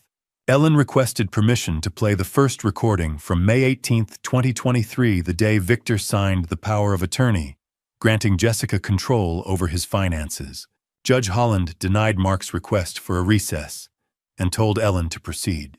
Ellen connected the laptop to the courtroom sound system. After a soft hiss of static, Victor's voice filled the room, weak, elderly, but unmistakably him, expressing confusion about why he needed to sign something. Jessica's voice came next, younger and sweeter, but with an edge, calling it a formality to make things easier as he got older. When Victor mentioned he was managing fine and that I should be involved since I understood financial matters, Jessica insisted firmly that I didn't need to know, that I was too busy with my own problems, and that it was simpler this way. After a long pause, Victor agreed, and the sound of pen on paper was unmistakable. The recording stopped. The courtroom was completely silent. Judge Holland looked at Jessica, whose face was white. Her lips pressed into a thin line and suggested she seriously reconsider her petition. When Mark requested a recess, Judge Holland denied it and ordered Ellen to proceed. Ellen explained that the recording was dated May 18, 2023, the same day the power of attorney was notarized, and that the day before, Victor's physician noted in medical records that he was experiencing increased confusion and memory difficulties following a recent minor stroke. She displayed the medical chart, pointing out that Victor signed away control of his finances less than 24 hours after his doctor documented cognitive impairment, at his granddaughter's urging without his son's knowledge. This was textbook elder financial exploitation, and it was only the beginning. Ellen turned to face Jessica directly, before looking back at Judge Holland, revealing there were 5 more recordings. A 14-month timeline showing $185,000 disappearing from Victor's accounts, and a forensic analysis I prepared, using 22 years of experience investigating exactly this type of crime. "It's time," Ellen said quietly, "to tell Victor Bennett's story." The judge nodded and told her to proceed. "Before I reveal what was inside that second folder, I want to ask you something. On a scale of 1 to 10, how curious are you about what's about to happen next? Be honest with me in the comments. I read them, and it tells me you're still here with me. And one quick note before we continue: the next part of this story includes some dramatized elements woven in for narrative impact. If that's not something you're comfortable with, this is a good place to pause the video. Otherwise, let's continue. My father's voice filled the courtroom, old, tired, confused, but not too confused to know he was being manipulated, and not too confused to leave a record. Ellen moved to the second recording made on July 12, 2023, approximately 2 months after the power of attorney was executed. Victor's voice came through weak, mentioning a bank notice about a large withdrawal. Jessica explained she'd moved $15,000 temporarily and would put it back once she sorted out her accounts. When Victor suggested talking to me, Jessica's tone shifted harder and more insistent, warning that if he kept questioning her, I would take over everything, put him in a home, and control all his money. After a long pause, Victor agreed to trust her. The recording ended. I stared at my hands folded on the table. I'd heard this recording before alone in my father's house, but hearing it in open court with Jessica 3 rows ahead made it real in a way I hadn't been prepared for. Ellen advanced to the third recording made on March 8, 2024, 5 months before Victor's death. Victor mentioned the bank calling about activity and transfers he didn't remember authorizing. Jessica sounded defensive and irritated, reminding him she was managing his finances with his permission. When Victor insisted on talking to me, Jessica refused, sharply telling him I didn't understand and would just upset him. She reminded him he'd signed the power of attorney and that she was in charge now. The recording ended with the sound of a door closing and my father alone. Ellen explained these recordings documented a pattern of isolation, coercion, and exploitation of cognitive vulnerability. With the court's permission, she read 3 entries from Victor's handwritten journal aloud. The first, from March 15, 2023, expressed confusion about legal documents Jessica brought, and a feeling that something was wrong despite wanting to trust her. The second, from June 22, 2023, described how Jessica took his phone when he tried to call me, saying he was confused and shouldn't worry me with things he didn't understand, leaving him feeling scared rather than confused. The third entry, dated July 30, 2024, just 8 days before my father died, revealed he knew Jessica had been taking money over $180,000 and had left everything in the lockbox for me because he was afraid of being wrong and destroying our family. The courtroom was so quiet, I could hear someone crying softly in the gallery. Judge Holland asked if Jessica knew her grandfather was keeping these records, but she didn't answer, staring at the screen at her grandfather's handwriting with her mouth open. Ellen pulled up an email scheduled for delivery after Victor's death. In it, my father explained, he tried to tell me in June, but Jessica was at his house and stopped him, took his phone, said I was too busy. He apologized for not being braver, explained he'd kept records and recordings in the lockbox with the code being my birthday, and trusted me to do what was right. I put my head down just for a moment, just long enough to breathe. Ellen presented my comprehensive forensic analysis, showing $185,000 diverted over 14 months through 17 separate transactions every 2 to 4 weeks. The methods included $23,000 in direct cash withdrawals and $162,000 in wire transfers via Gloria Patterson, a 45-year-old woman who operated a small financial consulting business in Pinewood.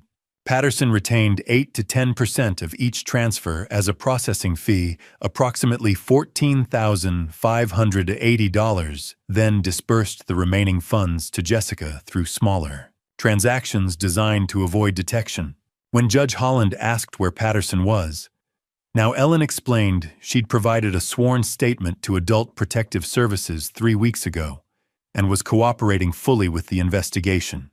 Ellen turned to face the courtroom and stated this was textbook elder financial exploitation with a power of attorney obtained under questionable circumstances. Progressive isolation of the victim, from family use of an intermediary to obscure the money trail, and total exploitation of $185,000 over 14 months.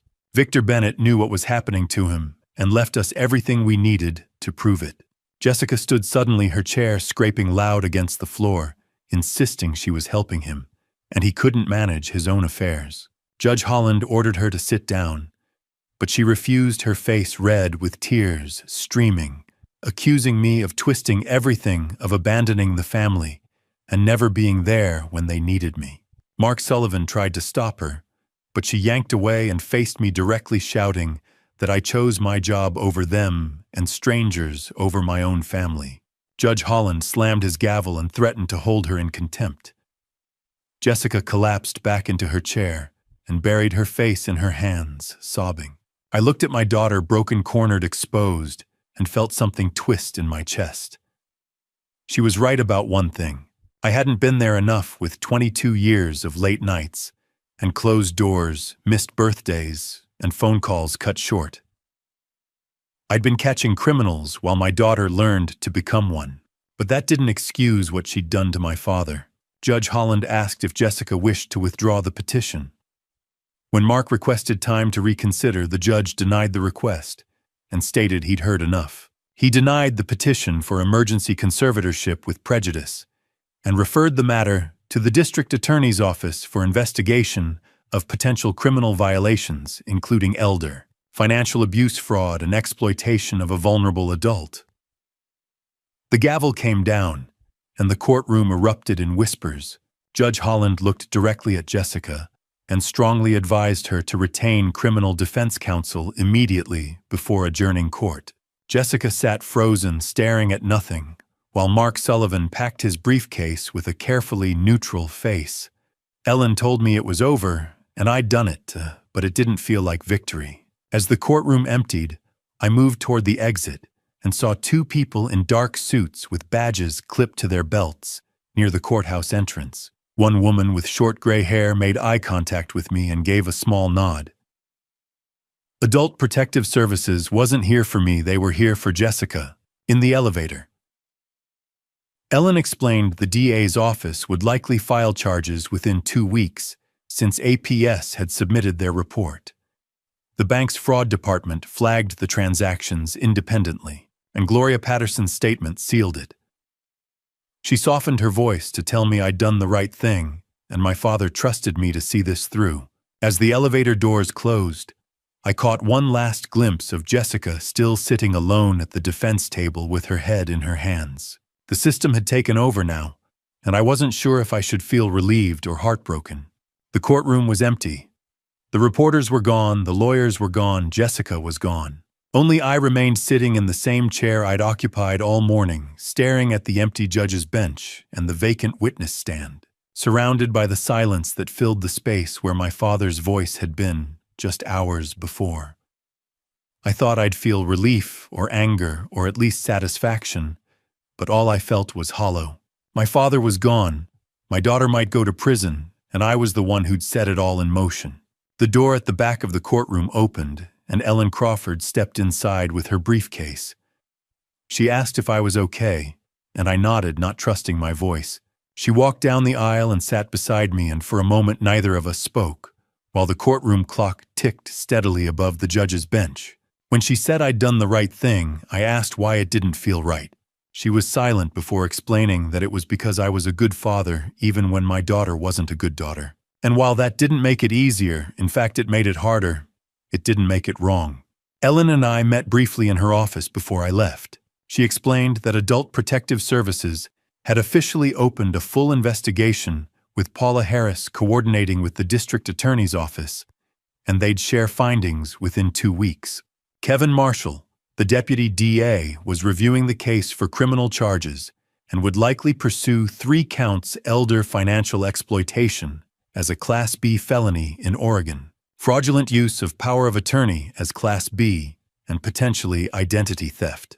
The decision on whether to file charges would come in 4 to 6 weeks, maybe sooner, given how strong the evidence was. Pinewood Community Bank had frozen all accounts associated with the case and would require documentation from me to restore access to Victor's estate. Ellen closed her laptop and told me that from this point forward, it was out of my hands, and my job now was to take care of myself. When I asked about Jessica, Ellen explained she'd need a criminal defense attorney since Mark Sullivan had already filed a withdrawal motion, but that wasn't my responsibility. I said quietly that she was still my daughter, and Ellen's voice softened as she acknowledged that, but reminded me Jessica made her choices, and I couldn't protect her from the consequences, only protect myself from being destroyed by them. I left Ellen's office just after 3 and drove to Cedar Street in quiet with no radio or distractions. Victor's house sat at the end of a tree-lined block, a one-story wooden structure painted faded cream with an unmowed lawn covered in brown maple leaves. The flower pot my father had planted last spring sat beside the doorframe with long, dead marigolds, their dried stalks brittle in the cold air. I unlocked the door and stepped inside. The house smelled like old wood and closed-up spaces with dust hanging in pale shafts of sunlight. The living room looked exactly as it had 3 weeks ago. My father's armchair by the window, the coffee table with crossword puzzle books, the wall clock still ticking steadily above the mantel. Time kept moving even when the person who'd lived here didn't. On the side table I found what I'd come for, a small wooden box containing my father's personal effects, including his reading glasses, letters from my mother written decades ago, and beneath them, wrapped in soft cloth, the pocket watch. It was silver and tarnished with age inscribed on the back, with words from Victor's father about always having time for what matters. Victor had told me once years ago that he wanted me to have it when he was gone, and I'd forgotten about that conversation until now. I held the watch in my hand and felt its weight still running because my father must have wound it just days before he died. I whispered into the empty room that I didn't save him and I was sorry. On the mantel I noticed a framed photograph from 2010, probably Thanksgiving, showing my father standing in the center with one arm around me and the other around Daniel, while Jessica stood beside me smiling at 18 years old with her whole life ahead of her. She'd been in college, then studying business, bright and ambitious and full of plans. I wanted to know where that girl went. Or maybe she'd always been there, hidden beneath the surface, waiting for the right circumstances to emerge. I took the pocket watch and left the house, locking the door behind me as the sun lowered and shadows lengthened. By the time I got back to my studio apartment, it was nearly 6:30. I heated leftover soup and ate standing at the counter, then sat at the small table by the window, staring at nothing. My phone buzzed at 6:45 with an unknown number and local area code. I almost didn't answer, but something made me pick up. Daniel's voice came through tight and careful, saying he'd heard about the hearing because it was all over the local news.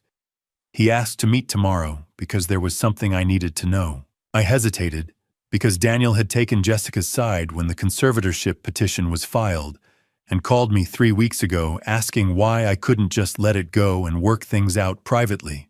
When I tried to explain, he hadn't believed me, but his voice cracked as he pleaded and apologized for not believing me before, so I agreed to meet at Pinewood Diner at 10 tomorrow morning. After he hung up, I sat in the darkening apartment with the phone still in my hand, thinking that at least I hadn't lost all my children, not yet. At 8:15, my laptop chimed with a new email from Paula Harris at Adult Protective Services informing me that their investigation into the financial exploitation of Victor Bennett had been escalated to the district attorney's office with sufficient evidence to recommend criminal charges against Jessica Bennett and potentially other parties involved. I read the email twice, then closed the laptop and turned off the desk lamp.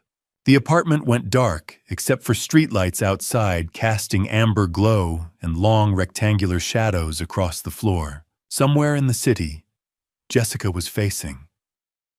What I'd set in motion somewhere, Daniel was preparing to tell me something I apparently needed to know. And somewhere in a cemetery across town, my father rested finally free from the manipulation that had marked his final months. I thought about the recording we'd played in court with Victor's voice, confused, but aware, asking if he should talk to me and Jessica, cutting him off, saying Dad doesn't need to know about this. My father had written that he trusted me to do what was right. I had done the right thing, but why did it hurt so much? The Pinewood Diner sat on the corner of 4th and Main, the kind of place that had been serving coffee and eggs since before I was born, with vinyl booths, laminate tables, and a menu that hadn't changed in 30 years. I arrived 5 minutes early out of habit, But Daniel was already there, sitting in a window booth with hands wrapped around an untouched coffee mug. When he looked up and saw me, I barely recognized him, with his red, swollen eyes, wrinkled shirt, like he'd slept in it, and hair standing up in places where he'd been running his hands through it. On the table in front of him, next to the untouched coffee, was a single piece of paper. His voice cracked as he greeted me, and when I slid into the booth across from him and asked if he was okay, he shook his head and said he needed to show me something. After the waitress took my coffee order, Daniel pushed the paper across the table and explained he'd gone to Grandpa's house yesterday afternoon when the real estate agent let him in because Jessica was selling it. He'd wanted to say goodbye and went up to the attic where he found an old trunk with Victor's stuff from when he was younger. Inside was a shoebox with Daniel's name written on top in marker, like Victor knew someday he'd look there. And inside was a letter from Grandpa to him. I picked up the lined notebook paper, carefully slightly yellowed with Victor's handwriting, careful and deliberate with the precision of a man who'd spent 40 years teaching mathematics. The letter began by acknowledging that if Daniel was reading this, Victor was gone, and something had gone wrong with Jessica.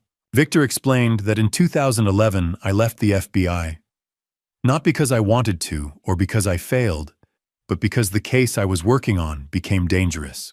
Bad people found out who I was and where I lived, and made threats against me, against Daniel's mother, against him and Jessica. I had a choice to stay and risk their safety or leave and protect them, so I chose to leave. I gave up a career I'd built over 22 years, gave up promotions and recognition, and the pension I'd earned, and became invisible and ordinary so they could be safe. I never told them, because I didn't want them to carry that burden or feel guilty. I just wanted them to live. Victor wrote that Jessica didn't know this and thought I gave up and failed, but I was the bravest man he'd ever known, not because I fought, but because I knew when to stop fighting. He asked Daniel not to blame me for what I must do if something happened to him and Jessica was involved. Because I was doing what he taught me, protect the people you love even when they don't understand. I folded the letter carefully and slid it back across the table. Daniel was crying now without trying to hide it, apologizing and saying he should have known and should have believed me. He explained he let Jessica convince him that I didn't care and was the problem, but then he watched the trial because someone recorded it and posted it online. He saw the evidence, the journal, the recordings, and realized she lied to him about everything, about Grandpa, about me, about why I left the FBI. He said I gave up everything for them, and he believed her when she said I didn't care. I reached across the table and put my hands on his shoulders, telling him firmly that he wasn't at fault in this because she was his sister, and he wanted to believe her, which wasn't failure but love. He was 28 years old now, but only 15 when I left the bureau without the full picture. So how could he have known when he said he could have asked me? I pointed out I would have lied to protect him, just like I'd been doing for 13 years. Daniel's face crumpled, and then he broke completely. I stood and moved around to his side of the booth, pulling him into a hug, the first real embrace we'd had in years. He sobbed against my shoulder while I held him and let him release whatever he'd been carrying. When he finally pulled back with ragged but steadier breathing, he asked what was going to happen to Jessica. I told him the system would decide, not me and not him. He asked if I still loved her, and I thought carefully before answering that she was my daughter, and I'd always love her. But love didn't mean ignoring what she did. It meant holding her accountable, because accountability was the only path to real change. Daniel nodded slowly and said Grandpa would be proud of me.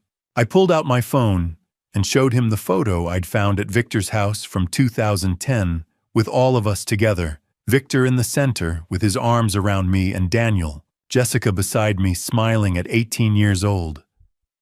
I said quietly that Victor was always proud of both of us, even when we didn't deserve it. Daniel stared at the photo for a long moment and asked if we could ever be a family again. I answered honestly that not the way we were, but maybe in a different way, something built on truth instead of assumptions. He said he'd like that. We sat there for another hour talking about small things, his IT job at a healthcare company in Portland, his apartment, The Blazers' terrible season, normal things, and the kind of conversation we hadn't had in years. When we finally stood to leave, Daniel paused at the door and asked if I'd talked to Jessica since the trial.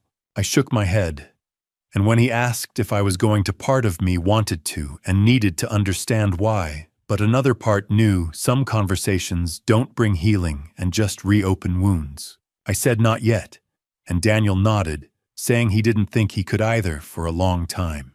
He hugged me again at his car, quick, awkward, but real, then drove away while I stood in the parking lot of the Pinewood Diner watching him go.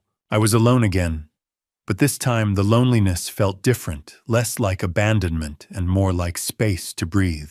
Systems don't hurry, but they don't forget. 2 weeks after the conservatorship hearing, Jessica Bennett was formally charged with 3 felony counts. Ellen called on a Tuesday afternoon while I was making coffee in my apartment. "The DA's office filed this morning," she said without preamble. 3 counts. Elder financial exploitation Class B felony. Forgery of legal documents Class B felony. Wire fraud federal charge. I set the coffee mug down carefully. "What's she looking at?" "If convicted on all counts, up to 20 years. I didn't say anything. "Michael, are you okay? What happens next?" Ellen explained the process. Arraignment within 2 days. Jessica would enter a plea, probably not guilty. Then discovery motions, and eventually either a plea deal or trial. "This isn't easy," Ellen said quietly. "I know she's your daughter." "What happens next?" I repeated. The investigation didn't just expand, it accelerated. Gloria Patterson, the woman who'd facilitated Jessica's transactions through Patterson Financial Services, was contacted by federal agents within days. She cooperated immediately. Ellen forwarded me the summary. Gloria had processed $162,000 in wire transfers from Victor's accounts over 14 months. Jessica had told her it was an early inheritance distribution. Gloria hadn't verified, hadn't asked for documentation, just processed the transactions and kept her fee 8 to 10% on each transfer, totaling approximately $14,580. She provided everything: emails from Jessica, transaction logs, dates and amounts. The banks confirmed it independently. Every transaction flagged. No legitimate purpose. No supporting documentation. Textbook financial diversion pattern. Adult Protective Services filed their formal report. Victor had been in a vulnerable state. Jessica had isolated him, controlled his communication with family. Classic financial abuse. By mid-November, the case was airtight. Kevin Marshall, the deputy DA handling the prosecution, called me directly. "Mr. Bennett, I wanted to update you personally. We have a very strong case. Your father's journal, the recordings, the financial records. Gloria Patterson's testimony, it's overwhelming." "Okay." Jessica's attorney has requested plea negotiations. "I wanted to make sure you're comfortable with that approach." I thought about that. What would a plea deal look like? Realistically, 18 to 24 months incarceration. 5 years supervised probation after release. Full restitution, $185,000 plus interest, so about $197,000 total. Permanent ban on serving in any fiduciary capacity, and a felony record. He paused. "If she doesn't accept, and we go to trial, if a jury convicts, she could face up to 10 years federal plus state charges running consecutively." "What do you need from me?" "Your opinion matters. This is your father's case." I looked out the window. Rain streaked the glass. "Do what's right, not what I want. Just what's right. And if a plea deal serves justice, then take it." Jessica rejected the first offer, then the second. Her new attorney, more expensive than Mark Sullivan, tried to argue diminished capacity. Stress, misunderstanding, good intentions gone wrong. But the evidence didn't support that narrative. The recordings showed calculation. The journal showed Victor's awareness. The financial timeline showed deliberate pattern. In mid-December, facing a trial date in January, Jessica's attorney called Kevin Marshall. She accepted the deal. The terms were straightforward. Count 1, elder exploitation. Guilty. 18 months incarceration. Count 2, forgery. Guilty. Sentence to run concurrent. Count 3, wire fraud. Dismissed in exchange for guilty plea. Restitution $197,000 payable over probation period. Probation 5 years supervised following release. Fiduciary ban permanent prohibition on managing accounts for vulnerable individuals. Record permanent felony. Sentencing scheduled for January 2025. Ellen called to tell me it was done. She accepted. I closed my eyes. How did she look? Her attorney said she seemed resigned. Not remorseful, just resigned. That sounded like Jessica. She'd never been good at admitting she was wrong. The DA's office wants to know if you'd like to give a victim impact statement at sentencing. No. Michael, my father already spoke. Through his journal. That's enough. Ellen was quiet for a moment. Victor would be proud of how you handled this. I didn't handle it. The system did. You gave the system what it needed. That took courage. After we hung up, I sat at my kitchen table with a mug of coffee I'd forgotten to drink. December rain streaked the window. City lights blurred through the water, distorted and distant. I pulled out my phone and texted Daniel. Jessica accepted a plea deal, 18 months. Sentencing in January. His reply came a minute later. Are you going to the sentencing? I stared at the question for a long time. Number 1. I don't think it would help anyone. I understand. Are you okay? I will be. The sentencing would happen in January. The judge would accept the plea. Jessica would be remanded to custody, probably Coffee Creek Correctional Facility, Oregon's women's prison. 18 months. When she got out, she'd have 5 years of check-ins, drug tests, employment reporting. She'd have to find work with a felony on her record. Rebuild from nothing. I wouldn't be there for any of it. Not because I didn't care, but because some distances need time to cross. And Jessica and I weren't ready for that. Maybe we never would be. Victor's voice echoed in my memory, from the recording we'd played in court. I trust you to do what's right, son. I had done what was right. The system had done what was right. But right didn't erase the loss. It didn't bring my father back. It didn't restore the family we'd been. It just was. Outside, the rain continued. The city moved on. And I sat alone in my apartment, holding a cold cup of coffee, wondering if justice was supposed to feel this empty. The first time I woke up and realized the case was truly over, nothing felt different. No overwhelming relief. No sense of victory. Just silence. It was February. Rain continued as it always did in Oregon this time of year. But somewhere beneath the gray sky and cold mornings, I felt the faint promise of spring, not in the weather, but in the way the days were slowly getting longer. Small shifts. Incremental change. The email arrived on a Tuesday afternoon. From HR Department, Sentinel Risk Analytics, subject formal apology and reinstatement offer. Dear Mr. Bennett, we are writing to apologize for placing you on administrative leave without fully understanding the circumstances surrounding the conservatorship filing. We have since learned the outcome of the legal proceedings and understand what truly occurred. We would like to invite you back to your position, with full back pay for the suspension period, compensation for any reputational damage, and a formal apology sent to any professional partners who were notified of your leave. I read it twice, then I typed my response. Thank you for the apology. I accept it, but I'm declining to return. I've found a different path. I hit send without hesitation. 2 days later, my bank accounts were unfrozen. The hold was lifted. My pension payments suspended during litigation resumed. Financial stability quietly returned, not with fanfare, just a series of automated notifications and balance updates. It felt strange. For months, I'd been locked out of my own life. And now the doors were opening again one by one. A neighbor I barely knew, Mrs. Cooper from 3 units down, knocked on my door one afternoon. She was holding a casserole dish wrapped in foil. Mr. Bennett, I owe you an apology. She was in her 60s, soft-spoken and clearly uncomfortable. I signed an affidavit for your daughter. Jessica told me you were struggling, that you needed help. I thought I was doing the right thing. She looked down. I didn't know the whole story. I should have talked to you directly. I took the casserole. Thank you for coming by. I'm so sorry. I know, it's okay. She wasn't the only one. Over the next 2 weeks, 3 others reached out.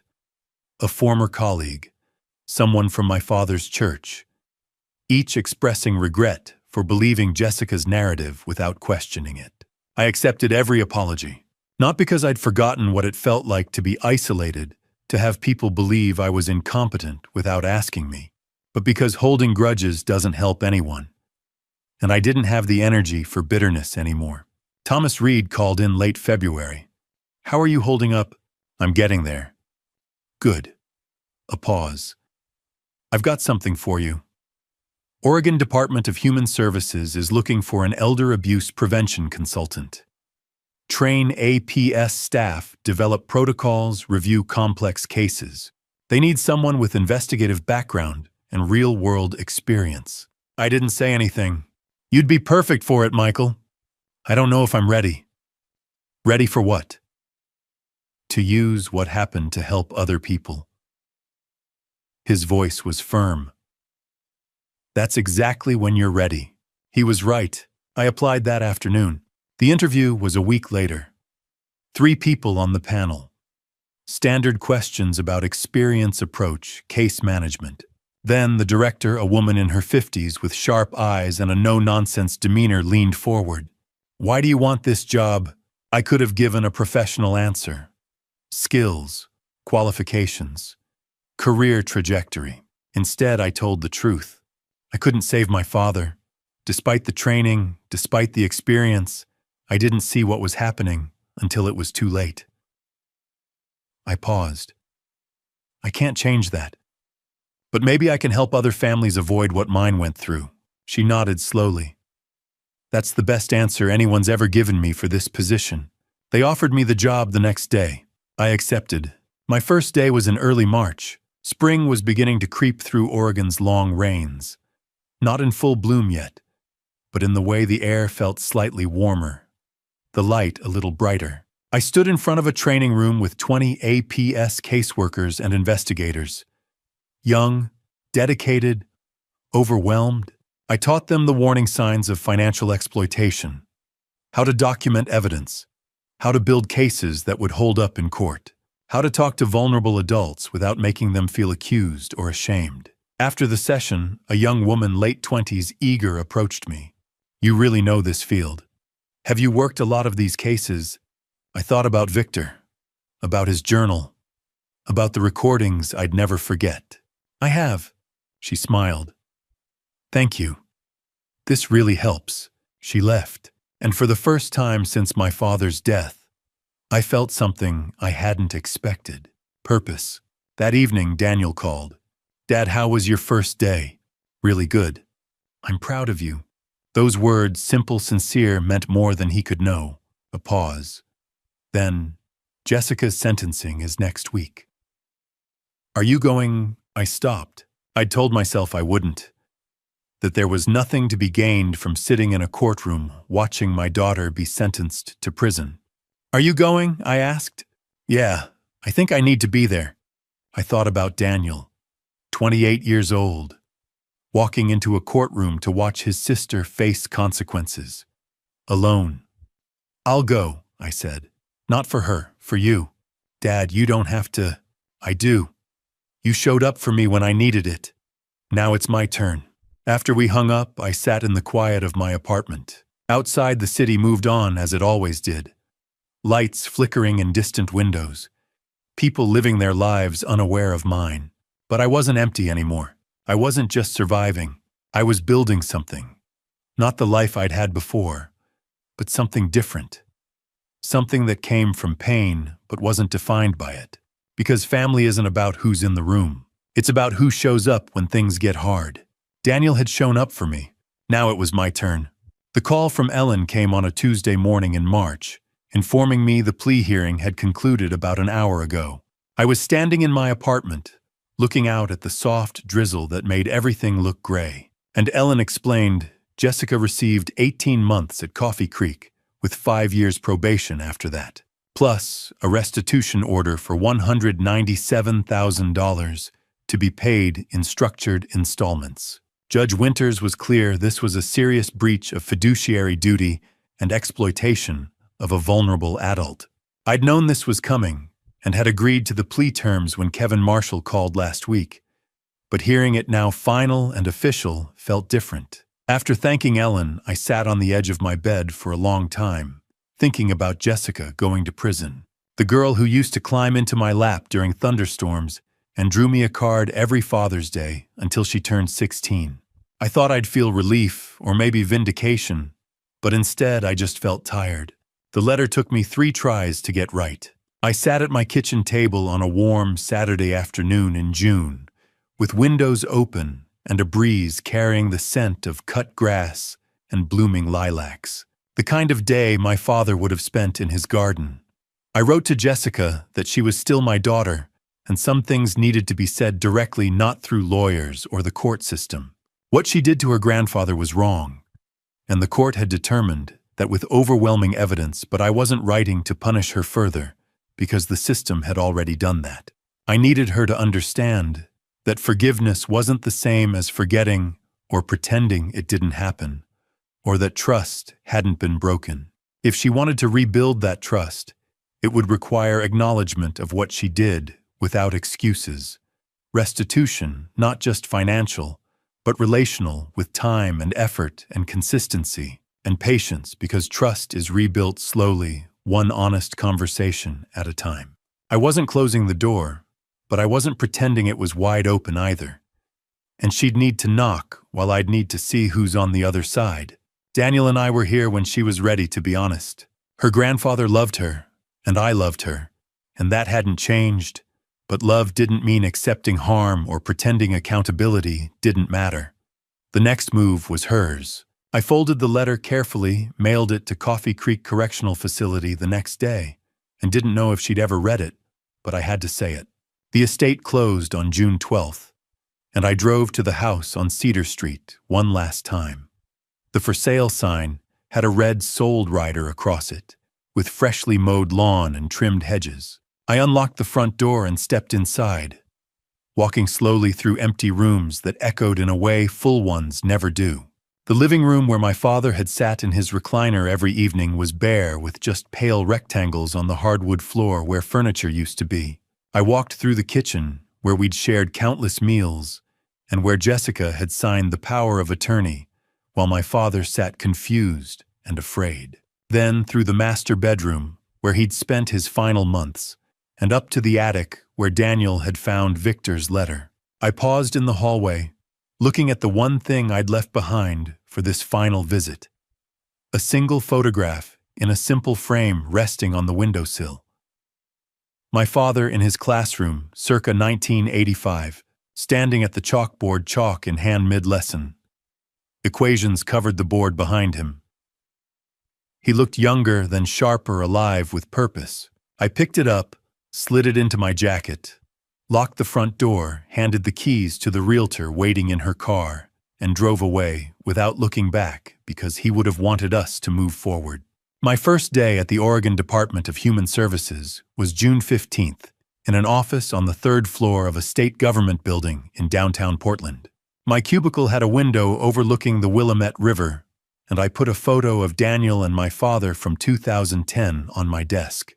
By the end of my second week, I was training 20 APS caseworkers, teaching them that financial exploitation of the elderly often follows predictable patterns, with sudden changes in account activity, unexplained withdrawals, new friends or helpers with access to finances and powers of attorney, signed during periods of cognitive decline. When a young woman named Sarah asked how I knew where to start with my father's case, I paused and said I didn't at first. I just knew something was wrong and didn't stop until I found the truth. An older caseworker named George nodded and said my father would be proud. And I thought about that on the drive home, hoping it was true. Daniel called that evening saying he saw my name in a DHS press release and asked how it felt. I said it felt like I was finally using what I learned for something that matters, and when he said he was proud of me, I closed my eyes and thanked him. He asked if I'd heard from Jessica, and I said no. Then he admitted quietly he didn't know if he was ready to see her yet, but was glad I wrote. I told him to take his time because there was no rush, and he thanked me for not giving up on Grandpa or on him. I told him he was my son, and I'd never give up on him. On a Sunday afternoon in late June, I found myself driving south on Cedar Street one last time without planning it. The house looked different with new owners, a swing set in the backyard, flowers in planter boxes, and a dog barking inside. I pulled over with engine idling, thinking about everything my father had taught me, and how 22 years in the FB taught me that silence isn't weakness, but strategy, patience, and knowing when to act and when to trust that truth will surface on its own. Jessica had thought I'd given up and faded into irrelevance, but she didn't understand I was watching, documenting, building a case. My father had understood and left me the tools I needed, trusting me to use them at the right time. I put the car in drive and pulled away from the curb. The road ahead was uncertain, and the work at DHS would be hard, with every case a reminder of what I couldn't save, and every family a chance to prevent what happened to mine. But for the first time in a long time, I was ready. Some doors close forever, some stay open waiting, and some you have to walk through not knowing what's on the other side. I chose to walk through, and whatever happens next, I know I made the right choice. The afternoon sun filtered through the green canopy above, casting dappled shadows on the pavement, and in the rearview mirror, Cedar Street grew smaller, then disappeared around a corner. I kept driving. If you've listened to my story from beginning to end, I need you to hear this. Family betrayal isn't just a phrase, it's a wound that changes everything you thought you knew about love and trust. When the person who hurts you shares your blood, shares your name, the pain doesn't just cut deep. It rewrites your understanding of who you are. I've worked grandpa stories my entire career, cases of elders exploited, robbed, left vulnerable by the very people who promised to protect them. I built training protocols around family betrayal. I taught investigators how to spot the warning signs. But when it happened in my own home, when my daughter became the predator and my father became the victim, all that expertise felt like nothing. God gives us family, but He also gives us the strength to face hard decisions when love is weaponized against the innocent. These grandpa stories aren't rare. They're everywhere. Right now, someone's grandmother is signing away her savings under pressure. Someone's grandfather is being isolated from anyone who might ask questions. Family betrayal is happening in quiet living rooms, while neighbors assume everything's fine because it's family business. Don't be like me. Don't wait until you're holding a journal your father left behind, because he knew he couldn't trust his own daughter. If something feels wrong, sudden financial changes, a relative who suddenly controls everything, an elder who seems afraid or confused, act. Ask hard questions. Demand answers. Because in moments like that, your silence doesn't protect the family. It protects the abuser. The hardest lesson I've learned: you can love someone and still hold them accountable. You can grieve what they became while refusing to ignore what they've done. Grandpa stories like mine shouldn't fill courtrooms and case files, but they do. And they'll keep happening until we stop pretending that blood relations equal trustworthiness. If this story resonated with you, I'd love to hear your thoughts in the comments below. Share your own experiences or simply let me know this mattered. Please subscribe to this channel. Your support helps these important conversations reach the people who need them most. And if you know someone navigating elder care or family conflict, share this episode with them. Thank you for walking this difficult journey with me. I know it wasn't easy to hear, and I promise you it wasn't easy to live through. One more thing before you go. The stories you'll hear on this channel moving forward may include dramatized elements created with the intent to educate and raise awareness. If this approach doesn't align with what you're looking for, feel free to explore other content that suits you better. No judgment, just options. Protect your elders. Question when things don't add up. And remember, loving someone doesn't mean accepting harm. It means having the courage to demand better. Until we